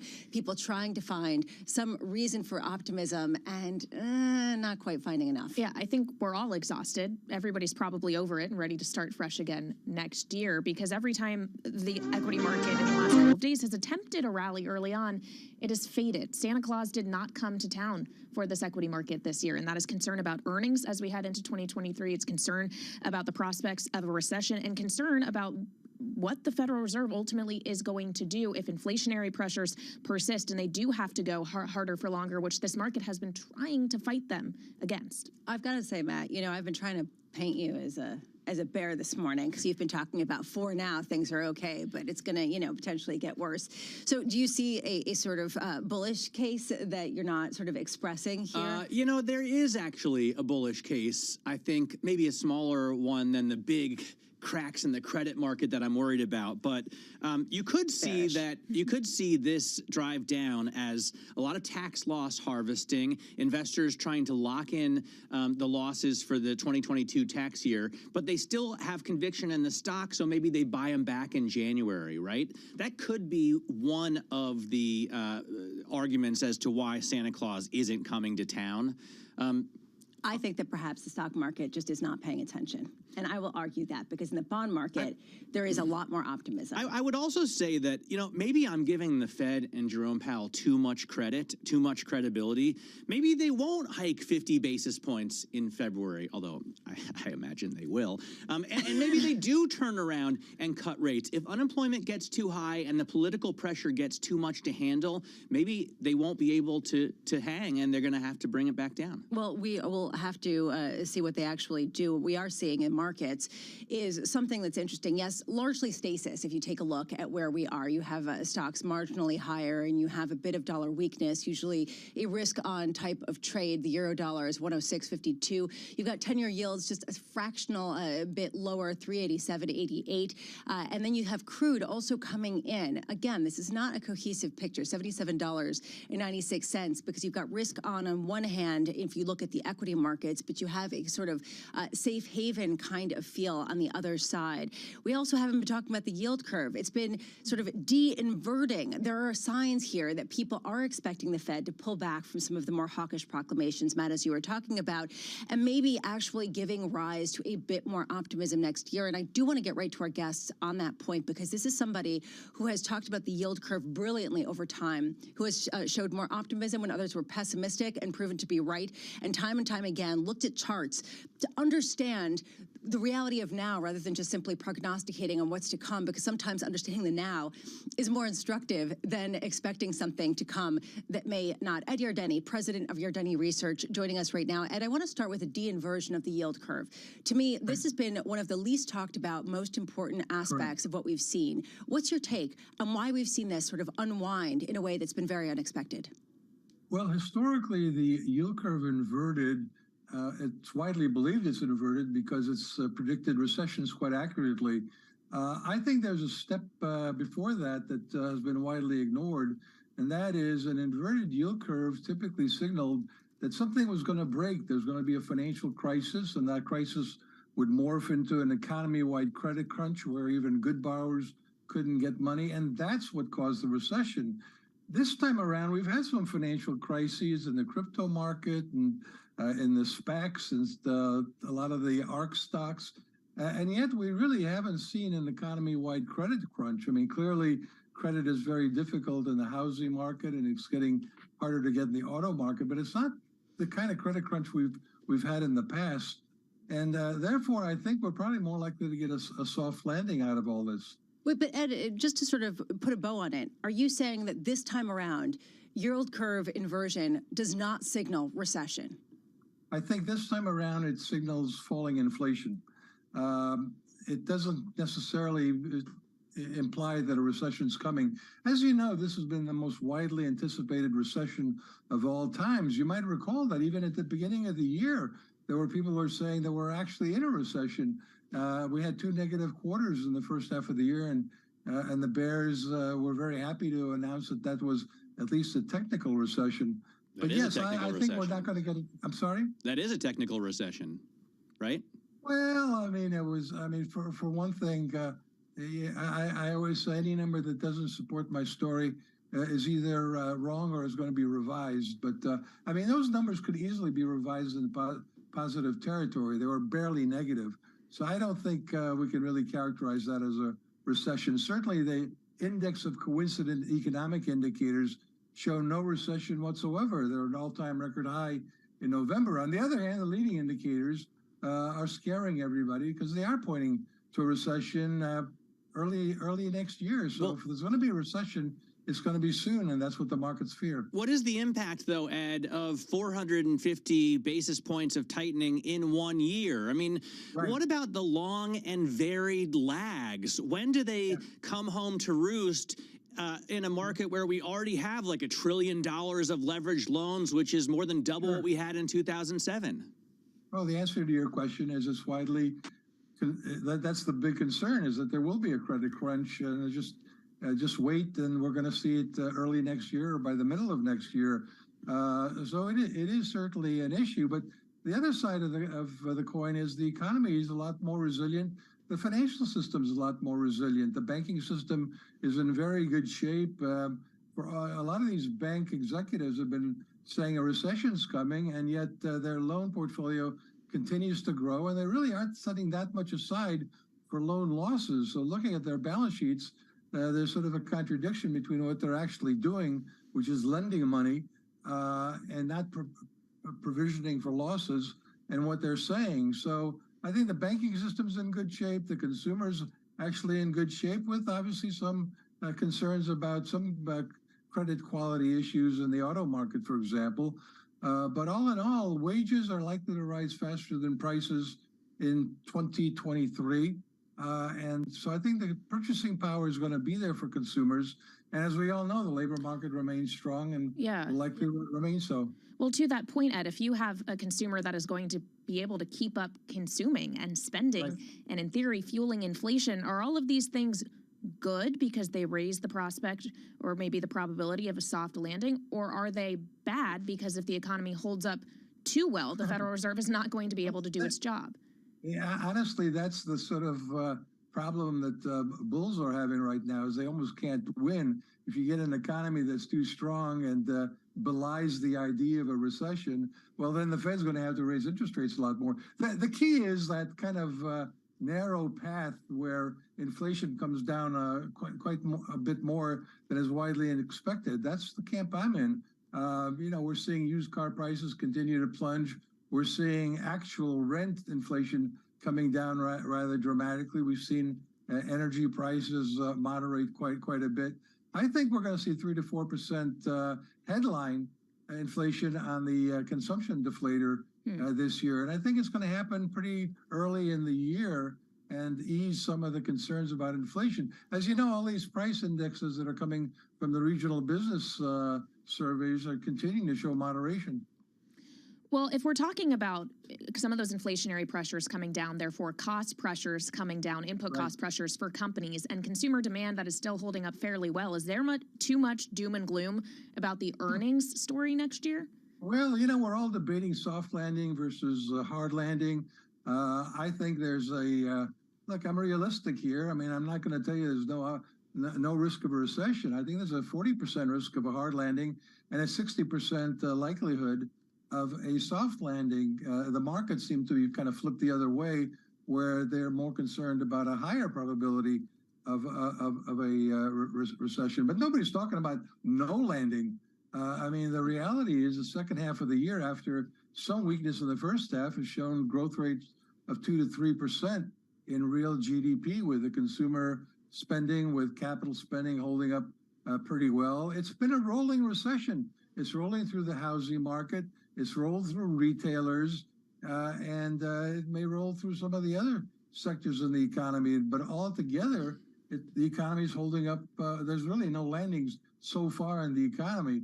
If it's going to land, if soft or hard, all the forecasters that are bearish are saying it's going to happen pretty early next year. Ed Yardeni of Yardeni Research, wonderful to get your perspective, a lot to think about. And I keep wondering, Kaylee, about your point about people able to spend, how much this is going to end up, yes, perhaps a rolling recession going into different sectors, but also a rolling wave of inflation, right? Can we get back down to 2%? If you don't get a recession, if you don't get some sort of disruption in labor markets, if people still can go out there and you get a rolling ball of inflation, just like you do have a rolling recession. Well, and I've heard this from a few different people I've spoken to over the last several weeks. The idea that once the Fed pauses, is what we now understand at a terminal rate, they see a threat that the next move is actually a hike, not a cut, because those inflationary pressures could stick around if, as you allude to, not enough pain is caused in the economy, and therefore people are empowered to just keep fueling it. Well, and not only that, but you also have what we were talking about earlier with the Inflation Reduction Act, with this idea of trying to bring things domestic in terms of production. And then you've got Europe saying, well, wait a second, maybe we should kind of weigh on this as well. We will discuss that. Coming up, we have Stephanie Aronson, director of the Eurasia Group, who is going to be joining us. Director, of Brookings of Economic Studies. We could talk about the labor market with her. This is Bloomberg.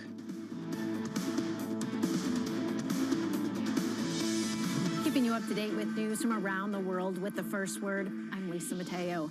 The U.S. and Italy have joined an increasing number of nations requiring COVID tests for travelers from China. They're responding to the surge in infections after Beijing reversed its COVID-0 restrictions. Italy didn't find any new COVID mutations in recent arrivals from China who tested positive, a relief for health officials. Goldman Sachs CEO David Solomon warns that job cuts are on the way. In his traditional year-end message to staff, Solomon said the firm is working on a new round of reductions that will be unveiled in a matter of weeks. Bloomberg's learned that Goldman may try to eliminate as much as 8% of its workforce, roughly 4,000 jobs. The Bank of Japan is fighting back against traders, betting it will relax its yield curve control policy even more. The central bank announced 2 additional rounds of unscheduled bond purchase operations. The BOJ doubled the ceiling for 10-year yields earlier this month. There are multiple reports that federal prosecutors have started looking into Republican Congressman-elect George Santos, who has admitted lying about his background. According to the New York Times and ABC News, the probe is focused in part on his financial dealings. Santos has insisted in interviews that he's not a criminal. It was one of the more significant disruptions to Twitter since Elon Musk took over the service. The platform has restored service hours after thousands of users reported worldwide glitches and other issues. Musk said Twitter had rolled out changes to its server architecture. Global news 24 hours a day on air and on Bloomberg Quick Take, powered by more than 2,700 journalists and analysts in more than 120 countries. I'm Lisa Mateo. This is Bloomberg.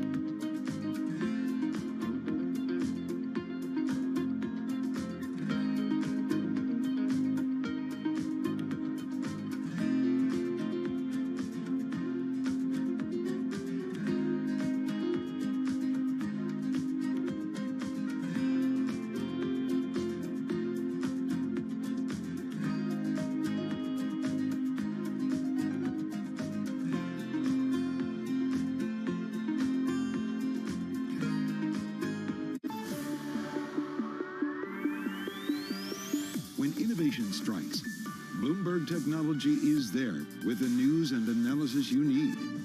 Every weekday, only on Bloomberg.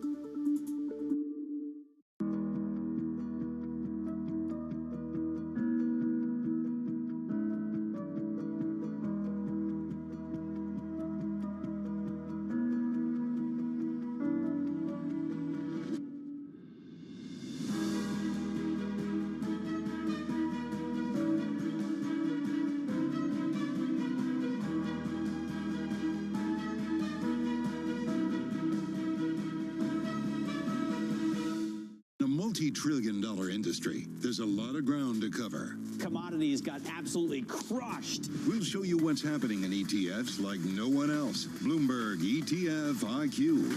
Monday on Bloomberg.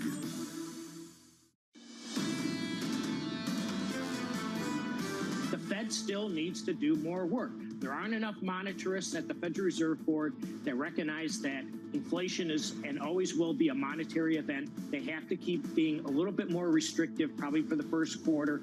And then once the incremental inflation news gets better, and it is starting to, then I think it sets the right backdrop for the, let's say, a tempered risk-on strategy.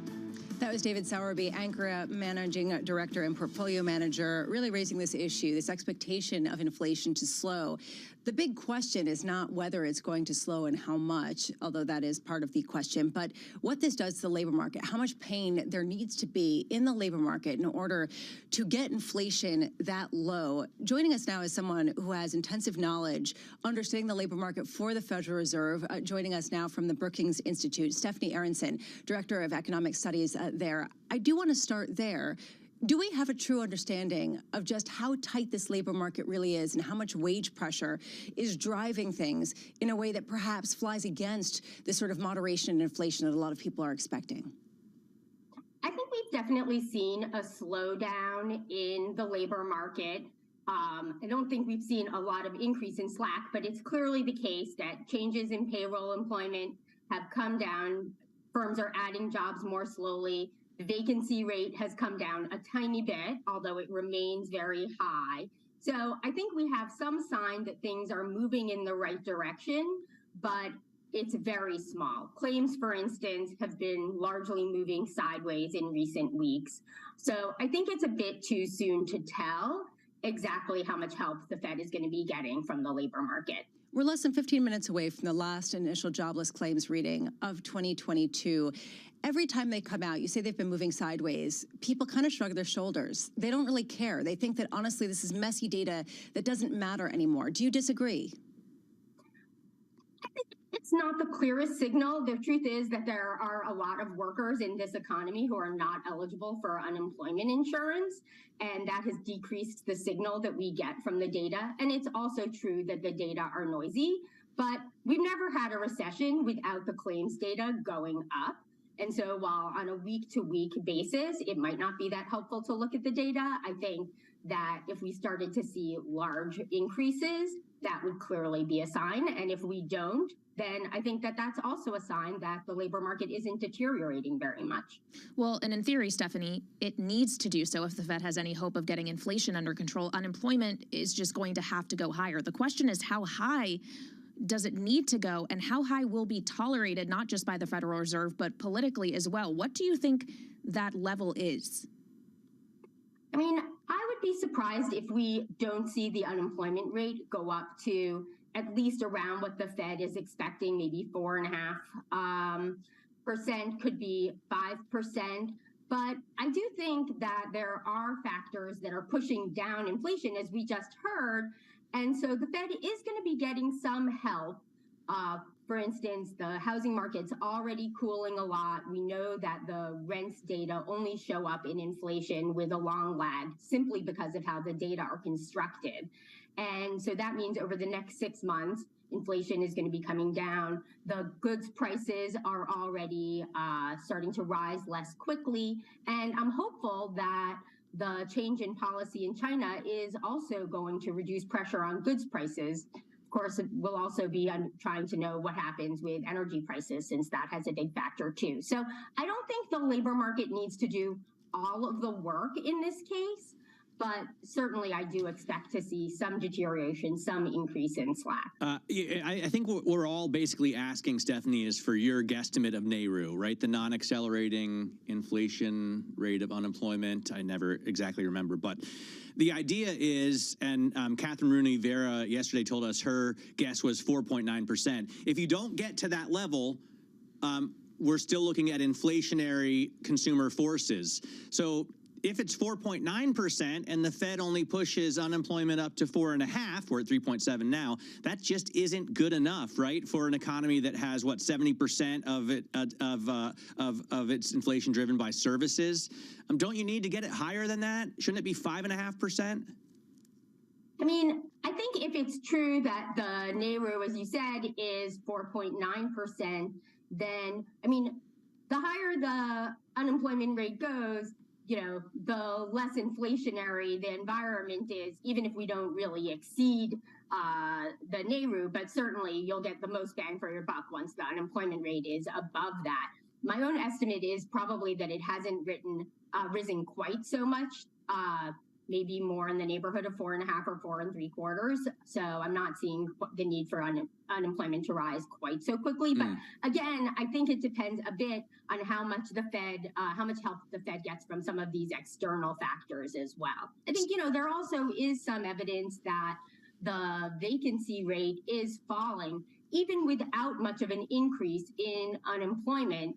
And part of the reason that the NAIRU seems to be higher is that there's been a deterioration in matching of firms and workers, and a declining vacancy rate is a sign of an improvement in that process of matching of firms and workers. And if that comes down substantially, that will help ease the tension a lot, even without our seeing a big increase in the unemployment rate. So Lisa's son has a thesis that deglobalization that we've seen as a result of the pandemic is driving up prices as well, that's inflationary. It's just his theory, right? Well, Somebody else. It's literally one of the consensus theories out there. He was just talking about it. But carry on. So, Fact check. I mean, I've been wondering about this too, Stephanie. I was looking for pickleball paddles over Christmas, and the Chinese paddles on Amazon are $10. But if you want to buy one that's made in America, it's like $150. So that's a huge delta. How much is deglobalization really happening, and how much of an effect does it have on prices? I think for the long term, it's hard to say now whether we're going to really see a sustained deglobalization, whether the types of policies that the Biden administration is trying to implement are really going to shift a lot of production to the U.S., where indeed it will be more, more expensive. But it's clearly the case that the U.S. benefited significantly from China's accession to the WTO and China really becoming sort of the factory of the world over the last 20 years. Goods prices actually were falling for much of the last 20 years, and that, helped out the U.S. on the inflation front.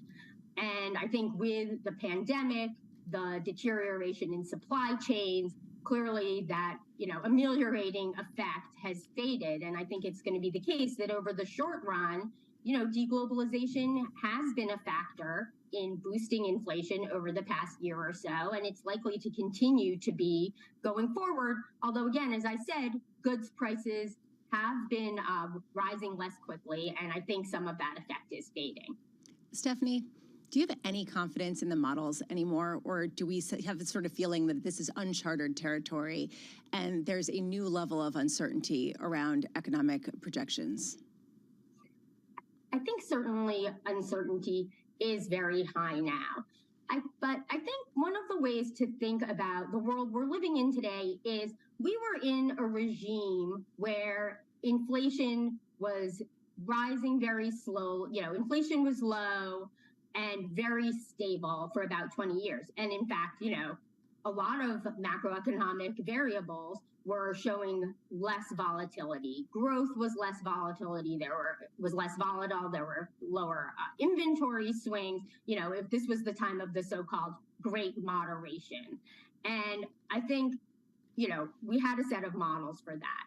Now we're in a different state of the world where we're buffeted by increased shocks. The, economy is more volatile, inflation is more volatile, and it seems to be we're in a regime also where, it's just more inflationary. We actually also have models for that state of the world. Yeah. We were in that state of the world in the late 70s and early 80s. So I think the issue is knowing, which state of the world we're in. I think one thing that's going to make the Fed's job tough going forward is as inflation comes down, they're going to have to figure out, are we going back to the more, quiescent, calm state of the world that we experienced from the mid-1990s until the pandemic? Or even if we have low inflation, are we still in this more volatile state of the world? Stephanie Aronson of Brookings, thank you so much. Which model to use? This is Bloomberg.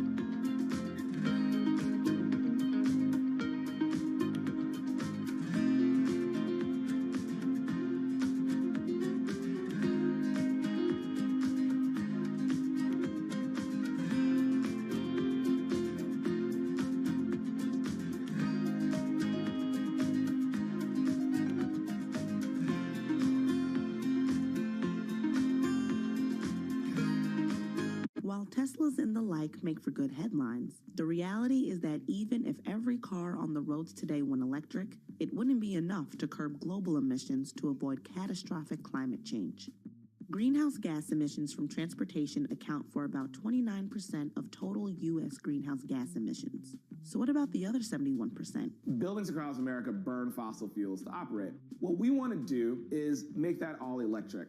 Instead of burning oil and gas to give us the energy and electricity we need, we want to do 100% clean energy, all electric. We want to turn buildings into Teslas. Just like a Tesla or an electric vehicle is all electric with no fossil fuels, we want to do that with our buildings. And if we can do it in one building, we can do it in all buildings. And if we do it in all buildings, we'll reduce 30% of U.S. greenhouse gas emissions.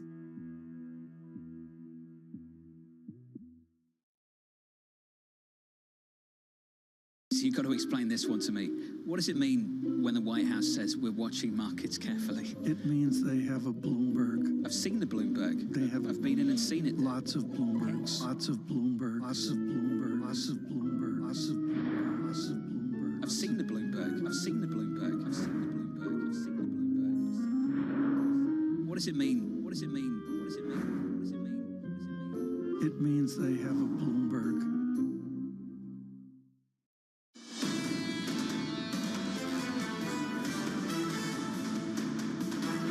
This is Bloomberg Surveillance on the second to last trading day before the end of 2022, which I'm sure a lot of people are very excited about.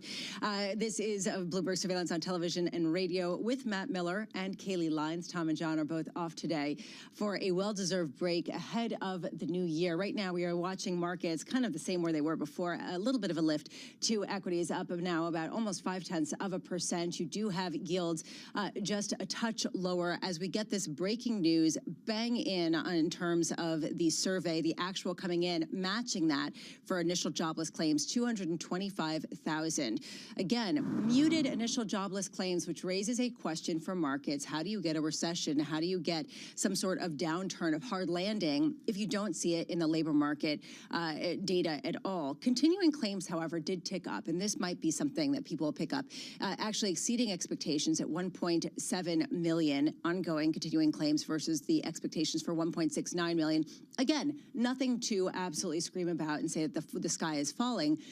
Taking up just a touch, but still, we have an incredibly low moving average of the past 3 months, Kaylee, really highlighting what is a very strong labor market, not seeing the cracks, and that's why you're seeing certainly a bit of a reaction, a bit of relief, ongoing relief in markets. My question is, when are all the job cut announcements we continue to hear about going to start showing up in the economic data? Overnight, David Solomon, the CEO of Goldman Sachs, was talking about job cuts to come early on in January. We have seen it all throughout the technology industry, not just hiring freezes, but layoffs as well. You are starting to see the companies making the moves, but I feel as though we have yet to see it really meaningfully show up in the actual economic data itself. Although, Kaylee, to your point, the sort of rolling ball of different scenarios, we're seeing perhaps the rolling ball of layoffs hit first some of the companies that were that staffed up the most during the pandemic.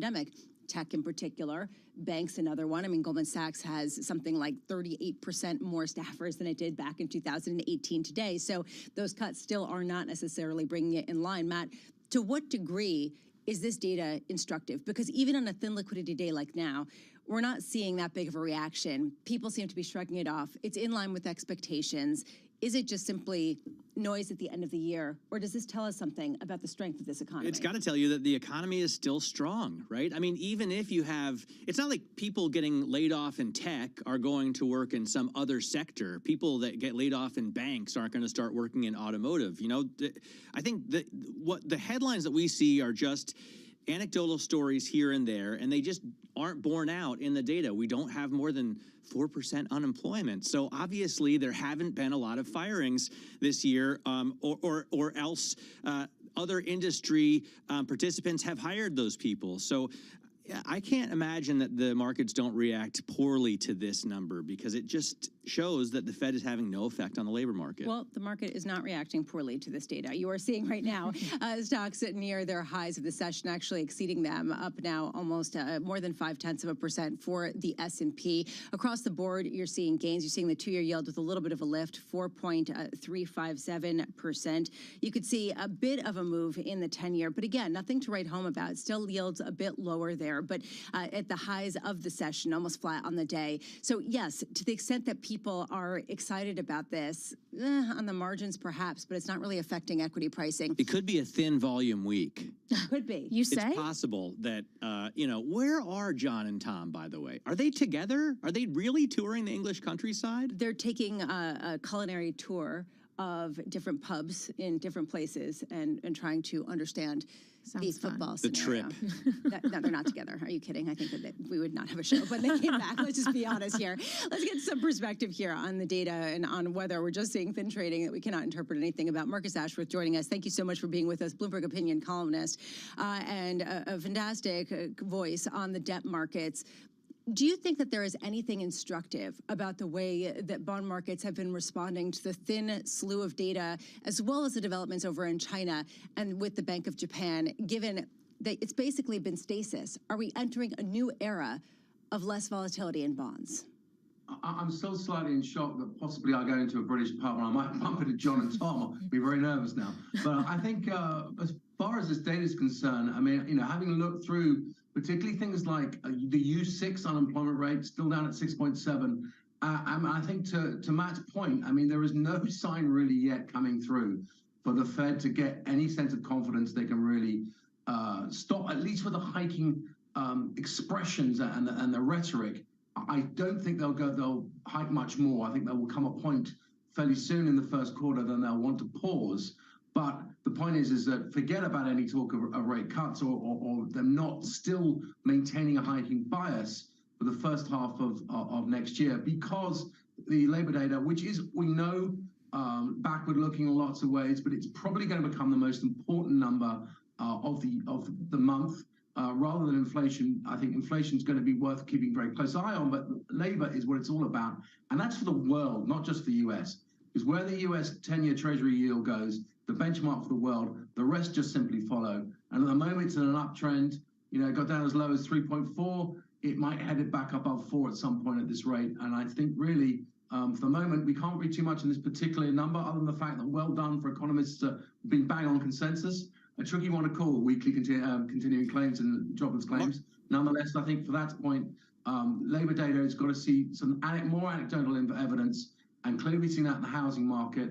And I do think that we will start to see the data start to move. But until then, the Fed is caught in its trap of its own making. How does labor financial conditions to go with? How does labor look on the wage side, Marcus? From where you're sitting in the UK, right? It seems labor is bursting at the seams for more money. We had that kind of the end of last year, beginning of this year in the US, but it seemed to die down.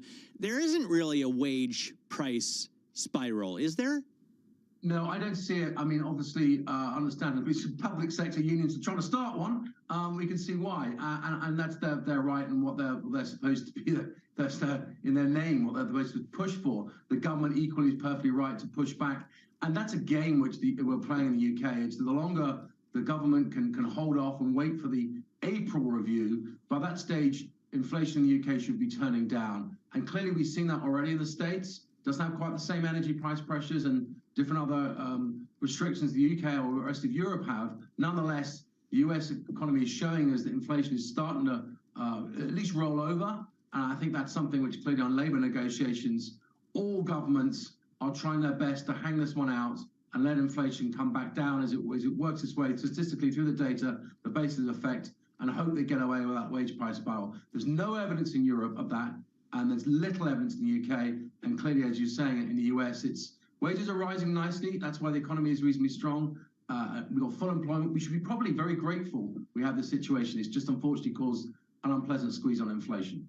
Well, let's talk about elsewhere in the world as well, Marcus, because you said a moment ago that as treasuries go, the rest of the world follows. And to a certain extent, that includes JGBs, which is why the BOJ has had to flex its muscles and have some unscheduled bond buying operations, at least in the shorter end of the curve. I believe 2, 5, and 10 years. They didn't touch the 20-year, which hit its highest since October 2014 earlier. When does the BOJ just have to fully throw up its hands and give in?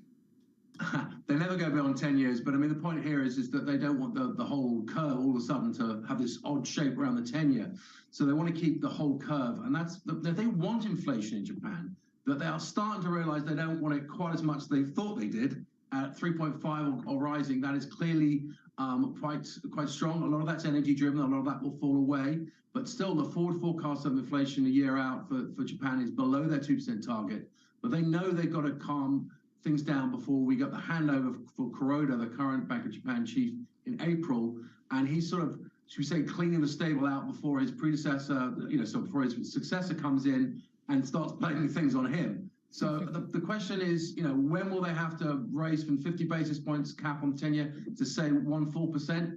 That's coming, but I don't think they'll want it before April, and maybe not even then. But at some point, they've got to have to normalize. What they're hoping is they can get away with not raising interest rates as much, because some stage in summer or whenever it is, the rest of the world's central banks may even start thinking about cutting, or certainly markets pricing it, will put a far lot less pressure on JGBs. But they are probably going to have to raise interest rates. They're negative 0.1 at the moment, but they've got to release a little bit of pressure on that 10-year JGB yield up to 50 basis points. The second they lift it, we knew it was going to go straight there. The second they lift the 50 basis point cap, it'll go straight to 1%. They just want to keep the markets guessing. They've done a great job, and certainly the yen is come back right where they'd want to see it. Marcus Ashworth, thank you so much for your perspective. Happy New Year. I hope you have a wonderful rest of 2022. I do want to bring this up just to reiterate, if you're just joining us, we did get additional jobless claims bang in line with the expectation of 225,000. If you take a look at continuing claims, yeah, it's a tick higher than where we were expecting it to come out. However, it was revised lower for the prior weekly reading, so all in all, a wash. A listener writes in, and I find this very interesting. It's a good point. White-collar job cuts get severance packages, so they don't file for claims until months down the road, which raises a question, Kaylee, about whether we could have perhaps a delayed reaction or a delayed tracking of some of the white-collar jobs, which may account, some are speculating, for a disproportionate number of the cuts in this cycle. So is that long and variable lag that we talk about, and that the Fed has been pressured to include in their statements in the last couple of meetings, or they have over in the fall, the idea that we have not yet seen the full effects of this tighter monetary policy. It happened so quickly over the course of just 9 months, this tightening of more than 400 basis points. You aren't going to feel all of that right away. So when does it start to kick in a more meaningful way? Yeah, well, we don't know when. That's a Milton Friedman thing from back in the day, but we haven't had to dig it up until now because we haven't had an increase in rates at this level since Milton Friedman was running things in terms of economics. So, I'm not sure how long, the average gardening leave is. How long did they get severance? Is it 2 months? Is it 6 months? But I think it's probably short enough that we would have seen, for example, all of the tech layoffs in the numbers by now. Sure. The point that I think is probably more interesting, yes, there's a question of how this is all tracked, but there's also a question about whether there could be a disproportionate number of cuts